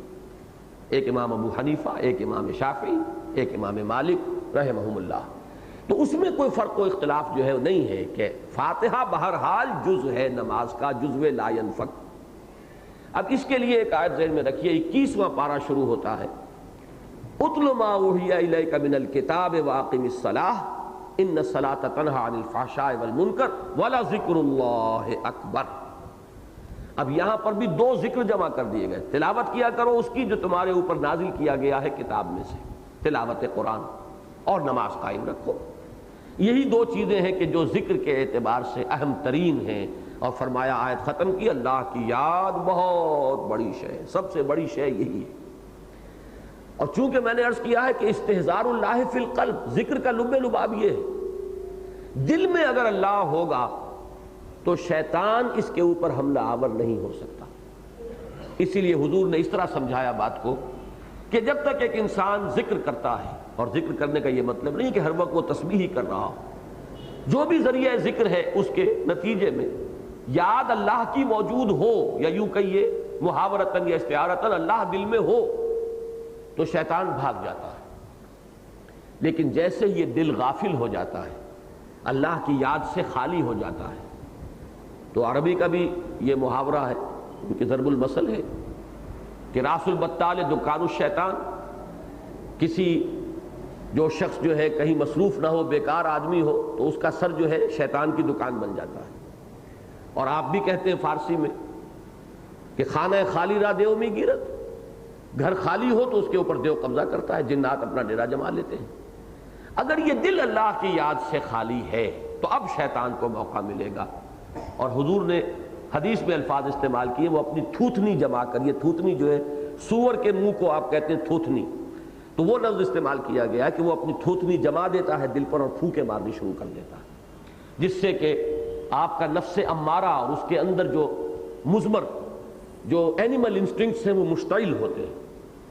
یہ کب کرے گا؟ جبکہ ذکر سے یہ دل خالی ہو چکا ہو۔ اللہ یہاں ہے تو کوئی سوال نہیں ہے، اللہ کی یاد یہاں ہے یا اللہ ہے تو کوئی سوال نہیں ہے کہ شیطان آپ پر حملہ کر سکے۔ اس کا تعلق جو ہے اگلی صورت سے بھی جڑ جائے گا، اس لیے کہ سورہ منافقون اب آ رہی ہے سورہ جمعہ کے بعد، اور اس میں نفاق سے بچنے کے لیے جو تدبیر فرمائی گئی وہ یہی ہے، یا ایھا الذین آمنوا لا تلھکم اموالکم ولا اولادکم عن ذکر اللہ ومن یفعل ذلک فاولئک هم الخاسرون۔ اہل ایمان دیکھنا تمہیں کہیں تمہاری اولادیں اور تمہارے مال اور اسباب یہ اللہ کی یاد سے غافل نہ کر دیں، ان میں مصروف ہو کر، ان میں گم ہو کر تم اللہ کو نہ بھول جاؤ۔ اگر ایسا کرو گے، جو شخص ایسی حرکت کرے گا تو وہ خسارہ پانے والوں میں سے ہو جائے گا۔ گویا کہ وہ شیطان کو اپنے اوپر تسلط کا موقع دے رہا ہے، اور شیطان جب مسلط ہو جائے گا دل پر تو اس کا تدریجاً پھر عمل کیا ہوگا کہ اوپر سے آپ مسلمان نظر آئیں گے، جیسے چوکھٹ جو ہوتی ہے لکڑی کی، اوپر سے وہ پوری نظر آتی ہے کہ پوری چوکھٹ ہے، اندر سے دیمک چٹ کر چکی ہے، وہ ایک ونیئر اوپر چھوڑتی جاتی ہے، اتنی اللہ تعالیٰ نے عقل اسے بھی دے رکھی ہے۔ اگر وہ اوپر وہ نہ رہے کوئی ونیئر تو فوراً لوگوں کو معلوم ہو جائے گا کہ دیمک لگ گئی ہے، اور وہ کوئی نہ کوئی علاج فوراً کر لیں گے، لیکن وہ اوپر کی ایک پھٹی چھوڑ دے گی اور اندر ہی اندر سب کچھ کھا جائے گی۔ بالکل اسی طریقے سے اوپر سے بظاہر ایک شخص مسلمان رہ جاتا ہے، اندر سے ایمان اس کا ختم ہو جاتا ہے، اس لیے کہ شیطان جو ہے اس کے اندر نقب لگا رہا ہے اور دیمک کی طرح چٹ کر رہا ہے اس کے اندر کہ ایمان اور اعتقاد کو۔ تو یہ سورہ منافقون میں بھی آیا ہے، اور اہل ایمان کی جو مدح کی گئی ہے سورہ نور میں، اس میں بھی الفاظ یہ آئے، رجال لا تلہیہم تجارت ولا بیع عن ذکر اللہ واقام الصلاۃ وایتاء الزکاۃ۔ وہ جواں مرد، وہ باہمت لوگ کہ جنہیں کوئی کاروبار دنیاوی، کوئی بیع و شراء، کوئی خرید و فروخت، کوئی پروفیشنل ایکٹیویٹی باز نہیں رکھ سکتی اور اس کو غافل نہیں بنا سکتی اللہ کی یاد سے اور نماز کے قائم کرنے سے اور زکوٰۃ کی ادائیگی سے۔ تو یہی در حقیقت سارا مقابلہ جو ہے ہمارا، کہ اللہ کو اگر ہم یاد رکھ سکیں زندگی کے ہر کام کو کرتے ہوئے تو شیطان ہم سے دور رہے گا اور ہمارا ایمان محفوظ رہے گا، ہمارا عمل درست رہے گا۔ اور اگر یہ ذکر الہی جو ہے اس میں کمی آ گئی تو گویا کہ ہم نے اپنے آپ کو ایکسپوز کر دیا ہے اپنے اس ازلی دشمن کے سامنے، اب اسے موقع دیا ہے کہ وہ ہم پر مسلط ہو جائے۔ تو اس کے بعد میں نے عرض کیا تھا کہ تیسرا جو ہے سب سے بڑا ذریعہ ذکر کثیر کا۔ ذکر کثیر کا مفہوم کیا ہے؟ قرآن مجید میں دو مقامات پر، وہ بھی جو میں نے ابھی مغرب میں سورہ آل عمران کے آخری رکوع کی آیات پڑھی، اس میں تعبیر کیا گیا الذین یذکرون اللہ قیاما وقعودا وعلی جنوبہم۔ وہ لوگ جو اللہ کو یاد رکھتے ہیں کھڑے ہوئے بھی، بیٹھے ہوئے بھی اور لیٹے ہوئے بھی۔ ظاہر بات ہے کہ یہ تین ہی حیتیں انسان کی ہو سکتی ہیں۔ اگر آپ چل رہے ہیں تو کھڑے ہوئے چل رہے ہیں، وہ آپ کا ایریکٹ پوسچر ہے، چاہے آپ کھڑے ہیں ساکن، چاہے آپ چل رہے ہیں، یا پھر آپ بیٹھے ہیں، نشست کوئی بھی ہو آپ کی وہ بیٹھنا ہے، اور یا پھر آپ سوتے ہیں، آرام کرتے ہیں، استراحت فرماتے ہیں تو وہ لیٹنا ہے۔ ان تینوں حالتوں میں اللہ کو یاد رکھنا۔ الذین یذکرون اللہ قیاما وقعودا وعلی جنوبہم، اسی کو ایک اور جگہ بھی فرمایا ہے، یہ سورہ نساء کی آیت نمبر 103 ہے، فَإِذَا قَضَيْتُمُ الصَّلَاةَ، یہاں پر بھی دیکھیے وہی لفظ آ گیا، نماز جب پوری ادا کر چکو یہ نماز خوف کا ذکر ہو رہا ہے، جو جنگ کی حالت میں نماز کس شکل میں ادا کی جائے، سورہ نساء میں۔ اس کے بعد فرمایا فَإِذَا قَضَيْتُمُ الصَّلَاةَ فَاذْكُرُوا اللَّهَ قِيَامًا وَقُعُودًا وَعَلَىٰ جُنُوبِكُمْ، تو پھر یاد رکھو اللہ کو کھڑے ہوئے بھی، بیٹھے ہوئے بھی، لیٹے ہوئے بھی، اپنے پہلوؤں کے بل بھی، ہر حال میں اللہ کو یاد رکھنا ہے۔ اس ہر حال میں اللہ کو یاد رکھنے کا ذریعہ وہ یہ ہے کہ جو دعائیں ہیں زندگی کے ہر جو بھی معمولات ہیں، جو بھی انسان کو عمل کرنا ہوتا ہے، ان میں سے ہر ایک کے ساتھ منسلک ایک دعا موجود ہے۔ کھانا شروع کر رہے ہیں تو بسم اللہ الرحمن الرحیم، کھانا کھا چکے ہیں تو الحمدللہ الذی اطعمنی وسقانی وجعلنی من المسلمین، اس اللہ کا شکر ہے جس نے مجھے کھلایا پلایا اور مجھے مسلمانوں میں بنایا، مجھے پیدا کیا مسلمانوں میں، اس کا بڑا فضل ہے۔ یہاں تک کہ آپ بیت الخلاء میں داخل ہو رہے ہیں تو دعا ہے، اور بیت الخلاء سے واپس آ رہے ہیں تو دعا ہے۔ الحمدللہ الذی اذھب عنی الاذی وعافانی، اس اللہ کا شکر ہے جس نے مجھ سے اذیت بخش چیز کو دور کر دیا۔ یہ فضلات جو ہے یہ جسم میں رک جائیں تو سارا فساد پیدا ہو جائے گا۔ پیشاب رک گیا ہو کسی کا، اس سے پوچھئے کہ کیا اس پر بیتتی ہے۔ قبض جو ہے وہ کس قدر، جو ہمارے اطباء کے نزدیک تو وہ بہت سے امراض کا جو ہے اصل جو ہے سبب وہ قبض ہے۔ تو یہ فضلات جو ہے ان کا خارج ہو جانا جسم سے، یہ ایک بہت بڑا احسان ہے اللہ کا۔ الحمدللہ الذی اذھب عنی الاذی، اس اللہ کا شکر ہے جس نے مجھ سے اذیت بخش چیزوں کو دور کر دیا۔ وعافانی، اور مجھے عافیت عطا فرمائی، کہ ان فضلات کا جسم سے خارج ہو جانا گویا کہ عافیت کا ذریعہ ہے۔ تو ہر عمل سے متعلق، یہاں تک کہ اب یہ بات ذرا کہتے ہوئے انسان کو ہچکچاہٹ محسوس ہوتی ہے، لیکن جو حیوانی افعال و اعمال میں سب سے زیادہ ہو سکتا ہے اونچا یا سب سے زیادہ حیوانی فعل یعنی قضاء شہوت، تو مباشرت سے پہلے بھی دعا ہے۔ یہ ہے دعا کا وہ معاملہ کہ جو ہمیں اپنے دین کے اندر نظر آتا ہے اور حضور کے معمولات میں۔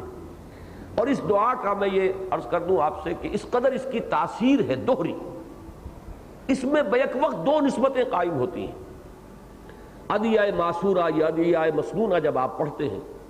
تو ایک تو یہ کہ دعا میں تو خطاب اللہ سے ہے، اللہ کا ذکر ہے، اللہ کی یاد ہے، اور اس کے ساتھ ہی چونکہ الفاظ وہ ہیں جو محمد الرسول اللہ صلی اللہ علیہ وسلم سے منقول ہیں، جو آپ کا معمول تھے، تو ایک نسبت اللہ سے قائم ہوئی اور ایک نسبت اللہ کے رسول صلی اللہ علیہ وسلم سے قائم ہوئی۔ تو تیسرا ذریعہ ذکر جو ہے ذکر کثیر کی کیفیت کو حاصل کرنے کے لیے،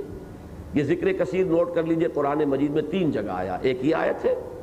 وَاذْكُرُوا اللَّهَ كَثِيرًا لَعَلَّكُمْ تُفْلِحُونَ، اللہ کا ذکر کرو کثرت کے ساتھ تاکہ تم فلاح پاؤ۔ ایک سورہ احزاب میں 2 جگہ پر آیا ہے، سورہ احزاب کی آیت نمبر 42 ہے، یا ایھا الذین آمنوا اذکروا اللہ کثیرا وسبحوہ بکرۃ واصیلا، اہل ایمان اللہ کا ذکر کرو کثرت کے ساتھ اور اس کی تسبیح کیا کرو صبح اور شام کے اوقات میں۔ اور آیت نمبر 35 میں جہاں بہت سے اوصاف گنوائے گئے ہیں،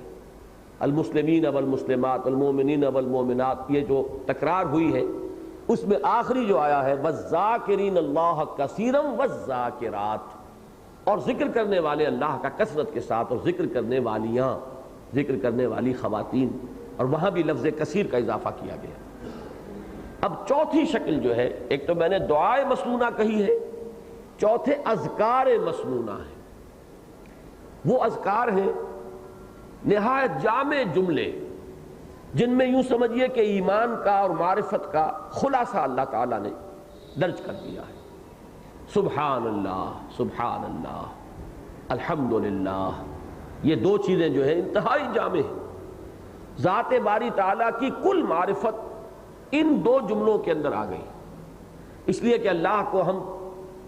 کس قدر جان سکتے ہیں، اس کی ذات کو تو ہم نہیں جان سکتے، وراء الورا ثم وراء الورا ثم وراء الورا، ہمارے ذہن سے، فکر سے، سوچ سے، تخیل سے اعلیٰ ہے، عرفہ ہے۔ اب رہ گیا معاملہ اس کی صفات کا،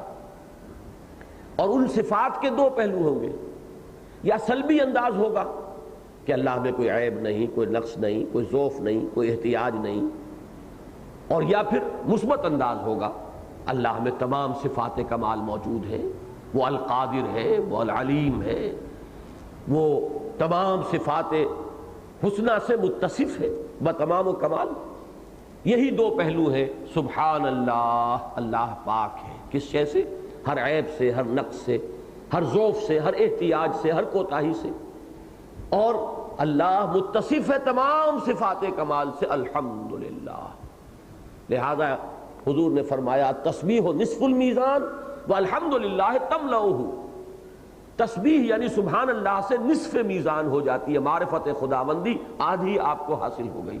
اور الحمدللہ کے الفاظ کا اضافہ ہو جائے تو معرفت خداوندی کی میزان بھر گئی، کل ہو گئی، پوری ہو گئی. تو ایک جملہ جو بہت ہی پسند ہے اور نبی اکرم صلی اللہ علیہ وسلم نے جس کے بارے میں فرمایا سبحان اللہ و بحمدہ سبحان اللہ العظیم، کلمتان خفیفتان علی اللسان محبوبتان حبیبتان الی الرحمن خفیفتان علی اللسان ثقیلتان فی المیزان سبحان اللہ و بحمدہ سبحان اللہ العظیم. دو کلمے ہیں زبان پر بڑے ہلکے، میزان خداوندی میں بڑے بھاری، بہت وزنی، اللہ کو بڑے محبوب. اور وہ کیا ہے؟ سبحان اللہ و بحمدہ سبحان اللہ العظیم. یہ اذکار مسنونہ ہیں. یا جیسے نماز کے بعد یہ 33 مرتبہ سبحان اللہ، الحمدللہ، اللہ اکبر، یا جیسے کلمہ ثالث ہے اس میں بھی یہ تمام چیزیں آ جاتی ہیں. تو یہ اذکار مسنونہ ہیں، ان کا بھی اہتمام جیسے محمد الرسول اللہ صلی اللہ علیہ وسلم نے تلقین فرمایا ہو کرتا ہے انسان، تو یہ بھی ذکر کثیر میں آئے گا. آخری درجے میں یہ 5واں معاملہ ہے. یہ ہمارے ہاں بدقسمتی سے ذکر کا جب بھی لفظ آتا ہے صرف یہ 5ویں چیز ذہن میں آتی ہے. پہلی 4 منزلیں ذہن سے نکل جاتی ہیں، کم سے کم 3 تو نکل جاتی ہیں. قرآن کے بارے میں تصور نہیں رہا ہے کہ الذکر وہ ہے. نماز کے بارے میں یہ عام طور پر معلوم نہیں ہے کہ ذکر کا جامع ترین جو طریقہ ہے اور ذریعہ ہے وہ نماز ہے. اب یہ معصورہ جو ہے وہ اس لیے بھی ہم ان سے محروم رہ گئے کہ ان کو یاد کرنا پڑتا ہے. ظاہر بات ہے وہ دعائیں یاد ہوں گی تبھی تو آپ مختلف افعال و اعمال کو کرتے ہوئے وہ دعائیں جو ہے وہ آپ کر سکیں گے. لہذا یہ 3 چیزیں اوجل ہو گئی. اب رہ گئے اذکار مسنونہ. اور 5ویں چیز یہ ہے کہ مختلف جو سلاسل ہیں ہمارے، یہ سلسلہ نقشبندیہ کا طریق ذکر ہے، اور یہ سلسلہ قادریہ کا ذکر ہے، یہ فلاں سلسلے کے ذکر ہے، اوراد ہے، اذکار ہے. تو اکثر و بیشتر لوگوں کی نگاہ میں ذکر صرف یہی رہ گیا. اور یہ میں آپ سے عرض کر دوں کہ میرے نزدیک یہ 5ویں نمبر پر آتا ہے. میں اس کی نفی نہیں کرتا، اس لیے کہ یہ حقیقت میں کوئی ماہر طبیب، یہ اس کا کام ہے کہ وہ کسی شخص کے مرض کی تشخیص کرتا ہے اور پھر اسے اس کی مناسبت سے دوائی دیتا ہے. تو کوئی بھی اگر روحانی معالج ہے، صاحب شعور، وہ دکاندار جو پیر ہے اس وقت ان کا میں ذکر نہیں کر رہا، واقعتاً خدا رسیدہ مخلص، واقعتاً اللہ کا بندہ،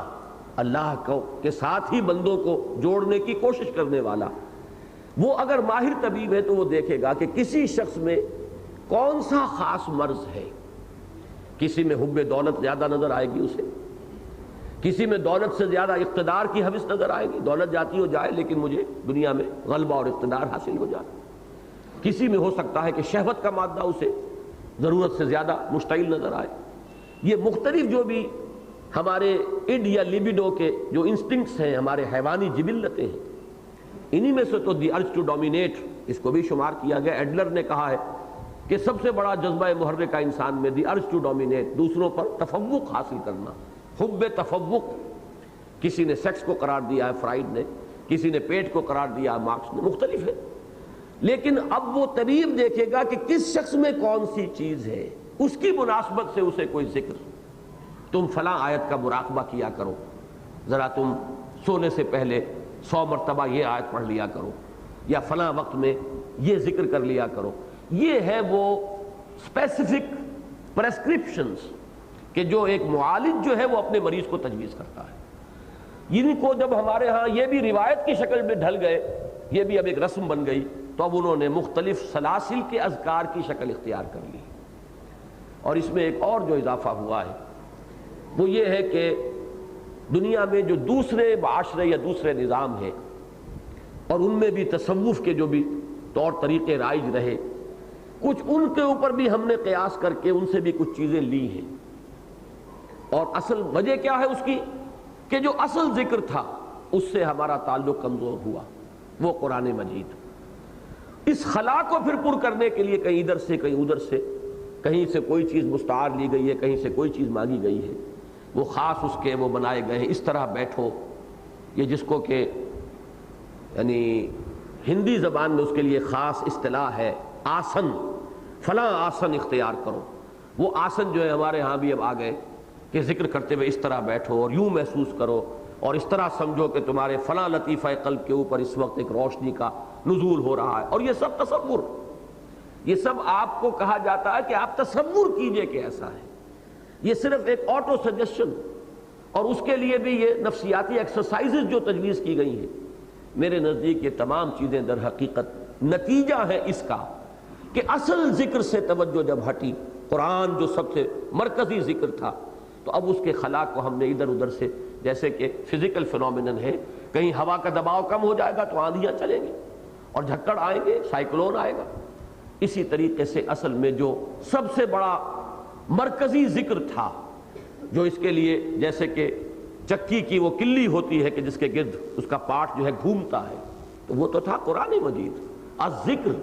جب اس سے تعلق کمزور ہوا ہے امت کا، تو پھر ان کیفیات کو پیدا کرنے کے لیے کچھ اضافی اور مصنوعی طریقے اختیار کیے گئے، اور ہوتے ہوتے انہی کے اوپر ذکر کا اطلاق ہو گیا اور اصل چیزیں ذہن سے اوجھل ہو گئی۔ تو میری آج کی گفتگو کا آپ اس میں ملخص یہ سمجھیے، لب لباب، کہ ذکر کا اصل مطلب ہے اول تو لفظی اور اصطلاحی مفہوم میں کہ ہمارے اپنے اندر ہے، جیسے کنویں کے اندر پانی ہے لیکن نکالنے کے لیے آپ کو ڈول ڈالنا پڑا اور رسی جو ہے آپ کو چاہیے، رسی سے اس ڈول کو آپ نے نیچے اتارا ہے، پھر اس کو پانی کو کھینچا ہے۔ تو اللہ کی یاد اور اللہ کی معرفت وہ ہماری فطرت میں ہے گہرائی میں، یہ پانی بہت نیچے اتر گیا ہے، اس کے لیے ڈول ڈال کر اس پانی کو اوپر ہمیں لانا ہے تاکہ ہم اسے پی سکیں۔ تو یہ ذرائع ذکر ہیں اصل میں کہ جن کو ہم ذکر سے تعبیر کرتے ہیں، ان میں اہم ترین مقدم ترین قرآن مجید، تلاوت قرآن سے بڑا، بلکہ یہاں تک آتا ہے کہ دعا کے بارے میں فرمایا گیا کہ مخ العبادہ ہے، الدعاء هو العبادہ، لیکن حضور نے فرمایا کہ اللہ تعالیٰ فرماتے ہیں کہ جو شخص قرآن مجید کی تلاوت کرتا ہے اور وہ تلاوت میں منہمک ہونے کی وجہ سے مجھ سے دعا نہیں کر سکتا یا نہیں کر پاتا، توجہ اس کی تلاوت ہی میں ہے، اسے میں ان سے بھی بڑھ کر دوں گا کہ جو مجھ سے مانگتے ہیں۔ اس لیے کہ سب سے بڑا ذکر یہی ہے۔ دعا کو بھی میں نے عرض کیا کہ وہ تیسرے نمبر پر آئے گا، پھر یہ کہ تلاوت قرآن، اقامت الصلاۃ، اور پھر ادعیہ مسنونہ، پھر اذکار مسنونہ، اور پانچویں نمبر پر وہ تمام چیزیں کہ جو آج کل ہمارے ہاں مروج ہیں، اور وہ در حقیقت ماہر اطباء تھے جنہوں نے وہ چیزیں تجویز کی تھی، لیکن یہ کہ وہ پھر اب ایک رسم کی شکل اختیار کر گئی ہیں۔ اس وقت ان کی اصل حیثیت ہوگی تو اس اعتبار سے کہ کوئی شخص آپ کی خاص کیفیت کو بھانپ کر اور آپ کی اصل کمزوری کی تشخیص کر کے پھر آپ کو کوئی خاص ذکر تجویز کرے، یہ وہ پرٹیکولر پریسکرپشن ہوگی کسی متعین شخص کے لیے، اور اس کا پھر تکرار کرنا، مراقبہ کرنا، بار بار کا پڑھنا، وہ آپ کے اس مرض کے ازالے کا ذریعہ بن جائے گا۔ فرمایا فَإِذَا قُضِيَتِ الصَّلَاةُ فَانتَشِرُوا فِي الْأَرْضِ وَابْتَغُوا مِنْ فَضْلِ اللَّهِ وَاذْكُرُوا اللَّهَ كَثِيرًا لَعَلَّكُمْ تُفْلِحُونَ، تاکہ تم فلاح پاؤ۔ یہ لفظ بارہا آیا ہے کہ لعلہ کا اصل ترجمہ جو عربی زبان میں وہ ہے شاید، شاید کہ تم فلاح پاؤ، لیکن چونکہ شاہانہ انداز کلام میں جب لفظ شاید آتا ہے تو وہ ایک حتمی وعدے کی صورت ہوتی ہے۔ کوئی بادشاہ اپنے کسی سپہ سالار سے کہے یا کسی 30 ہزاری 50 ہزاری منصبدار سے اگر کہتا تھا کہ ہم تمہیں فلاں مہم پر بھیج رہے ہیں، اگر تم اس میں کامیاب ہو گئے تو شاید کہ ہم تمہیں وہ فلاں جاگیر بھی عطا کر دیں۔ اب یہاں یہ شاید جو ہے یہ شاہانہ انداز کلام میں یہ پختہ وعدہ، تو اللہ تعالیٰ کے کلام میں جب یہ آتا ہے لعلہ، تو وہاں ہم شاید کا ترجمہ نہیں کرتے، تاکہ، گویا کہ یہ پھر اس کا اللہ تعالیٰ کی طرف سے ایک موعودہ یہ معاملہ ہے کہ یہ تمہیں اس کا نفع یا اس کا فائدہ جو ہے حاصل ہو جائے گا۔ لعلکم تفلحون، شاید کہ یا تاکہ تم فلاح پاؤ۔ لفظ فلاح پر بھی بہت مرتبہ گفتگو ہوئی ہوگی، لیکن بعض حضرات آج بالکل مجھے نئے بھی نظر آ رہے ہیں اس کی بھی حقیقت کو سمجھیے، فلاح کہتے کسے؟ اور یہ حقیقت بھی سمجھ میں نہیں آ سکتی جب تک کہ حقیقت انسان آپ پر واضح نہ ہو، جس پر میں نے بڑی مفصل گفتگویں کی۔ اس کا لب لباب آپ کے سامنے عرض کر دوں۔ فلاح کے معنی ہوتے ہیں کسی شے کو پھاڑنا۔ ان الحدید بالحدید یفلح، لوہا لوہے سے کٹتا ہے۔ فلق کے معنی بھی پھاڑنا، فلح کے معنی بھی پھاڑنا۔ افلح پھاڑ کر کچھ نکال لینا، زمین کھودی کھود کے خزانہ نکال لیا۔ یہ کسی شے کو شق کر کے اس میں سے کوئی چیز برآمد کرنا، یہ اس کا اصل مفہوم ہے۔ آج کل آپ کے علم میں ہوگا عرب ممالک میں، خصوصاً مصر میں، فلاحین کی تحریک، جیسے آپ کے یہاں کسان موومنٹ ہے،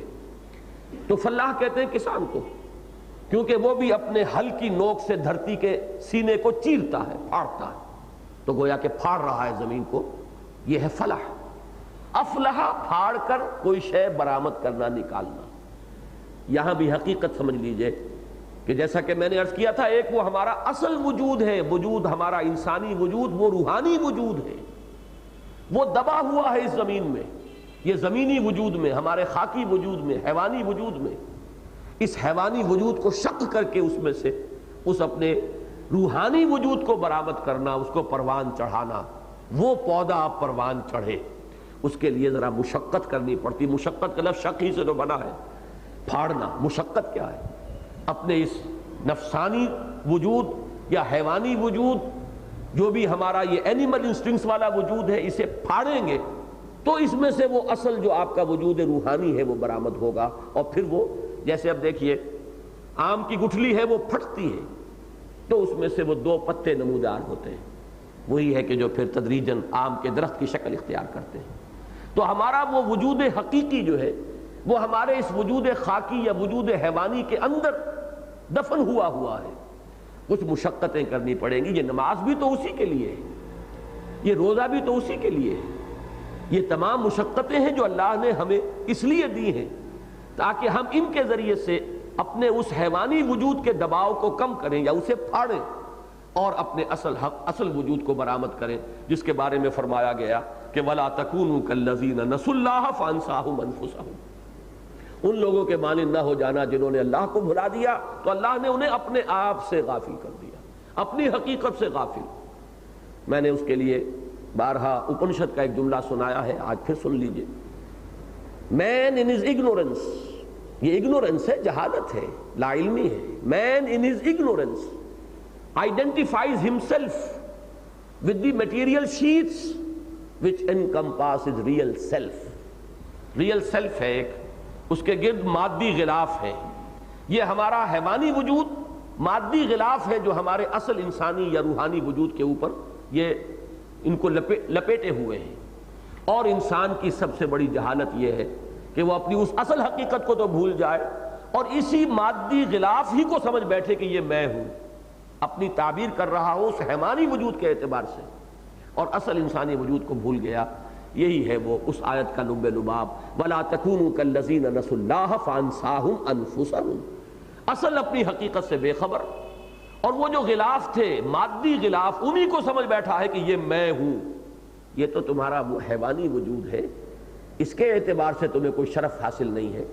تم اشرف المخلوقات اور مسجود ملائک بنے تھے تو اس روحانی وجود کے اعتبار سے بنے تھے۔ فَإِذَا سَوَّيْتُهُ وَنَفَخْتُ فِيهِ مِن رُّوحِي فَقَعُوا لَهُ سَاجِدِينَ۔ تو در حقیقت یہ تمام ذکر الہی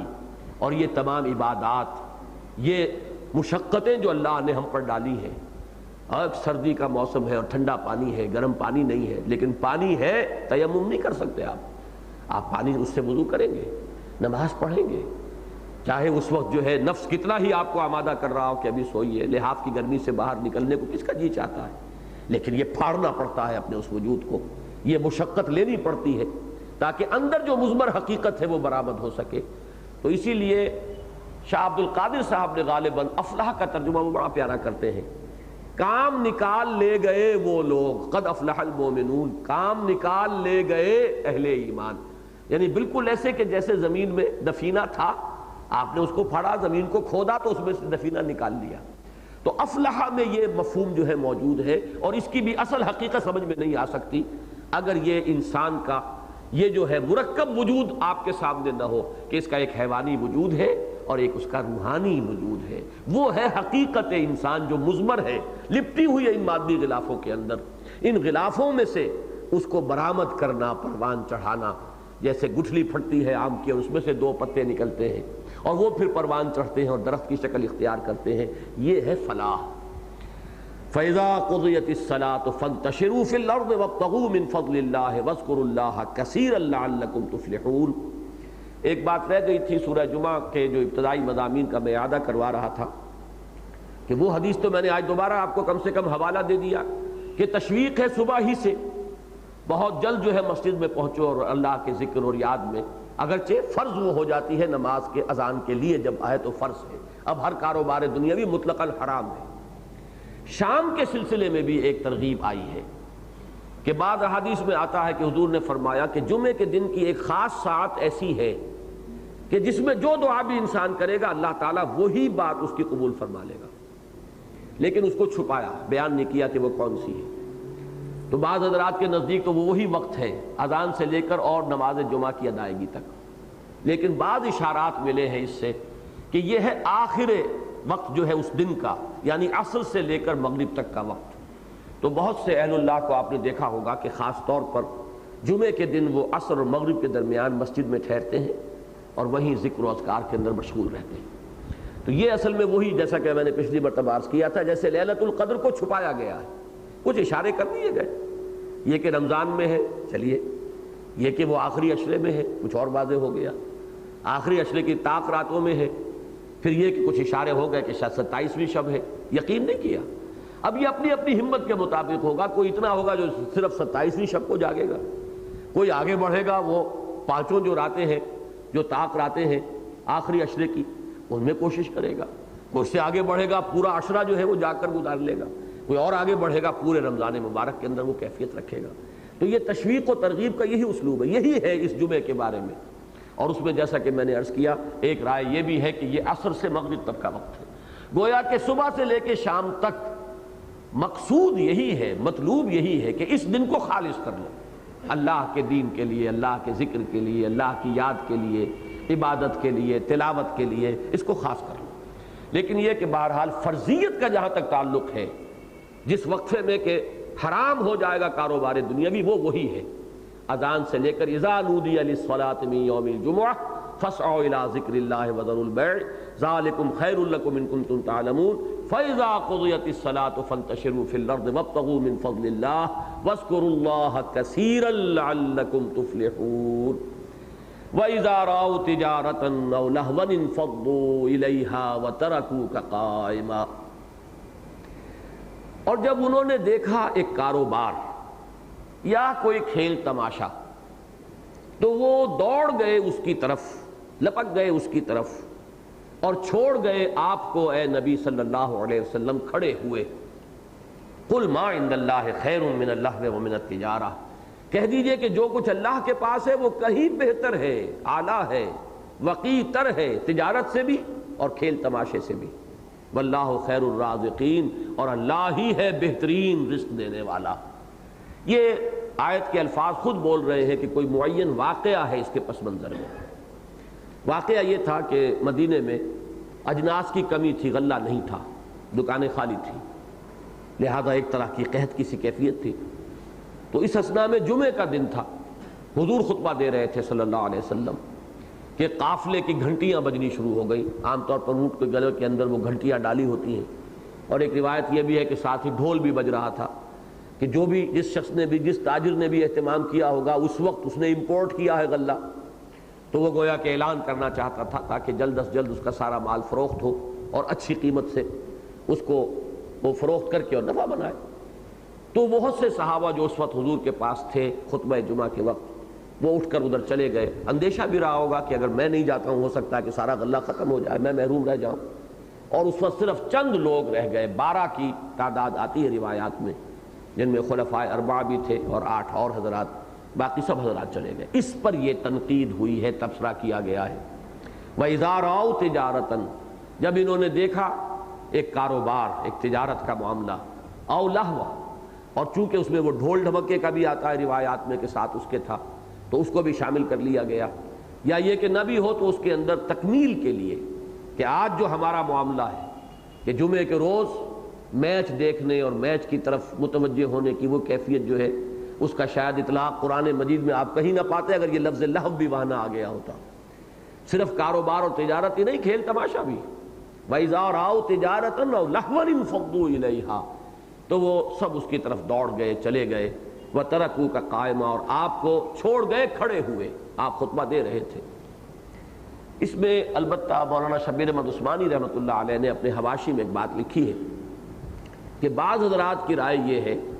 کہ اس وقت خطبہ جمعہ بھی نماز جمعہ کے بعد ہوتا تھا، جیسے عیدین میں اب بھی خطبہ جو ہے وہ نماز کے بعد ہے، اسی طریقے سے جمعے میں ابتداءً خطبہ جو تھا وہ نماز کے بعد ہوتا تھا۔ ایک رائے یہ ہے، جیسے مثلا میں نے مثال آج ہی دی تھی کہ دہلی میں میں نے دیکھا تھا کہ رواج یہ ہے کہ وہ واعظ جو ہوتا تھا وہ نماز جمعہ کے بعد سے عصر تک ہوتا تھا، جبکہ اب یہ ہے کہ وہ اصل خطبے سے پہلے واعظ یا تقریر جو بھی ہے، جو خطبے کے اصل مقصد کو کسی درجے میں حاصل کرنے کے لیے ہم نے اختیار کی ہیں شکلیں، تو یہ اس سے پہلے ہوتی ہے۔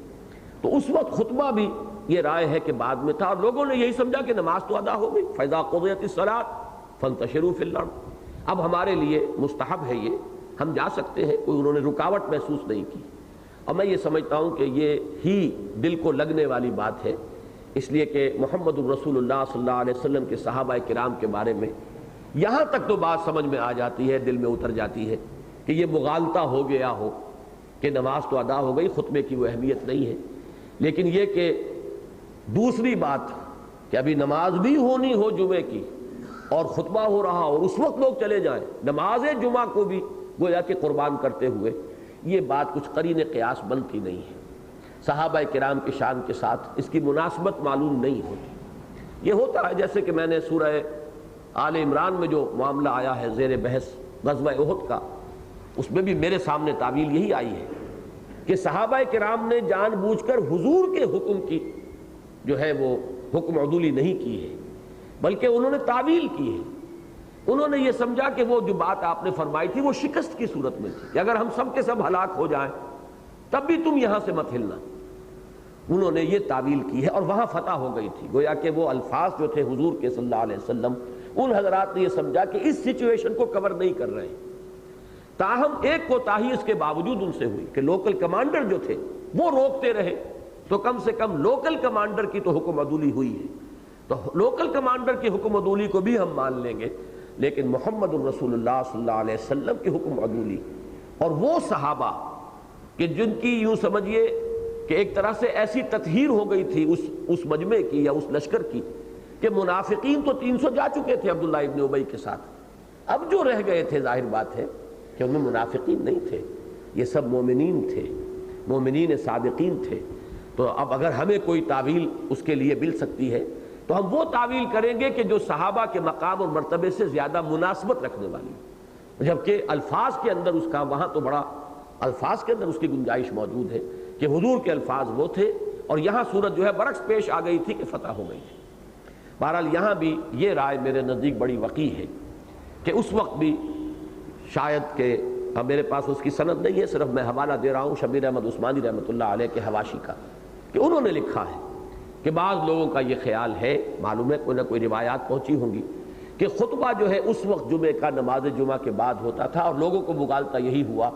کہ نماز ہو چکی ہے، فَإِذَا قُضِيَتِ الصَّلَاةُ فَانتَشِرُوا فِي الْأَرْضِ، تو اب نماز کے بعد کوئی حرج نہیں ہے اگر ہم خطبہ سنیں اور نہ سنیں۔ تو اس میں پھر تاکید کی گئی، اور اسی سے معلوم ہوا کہ در حقیقت خطبہ جمعہ جو ہے وہ جمعے کا جزو لا ینفک ہے، اور پچھلے میں درس میں عرض کر چکا ہوں کہ اصل میں جمعے کو جمعہ بنانے والی شے ہی خطبہ ہے،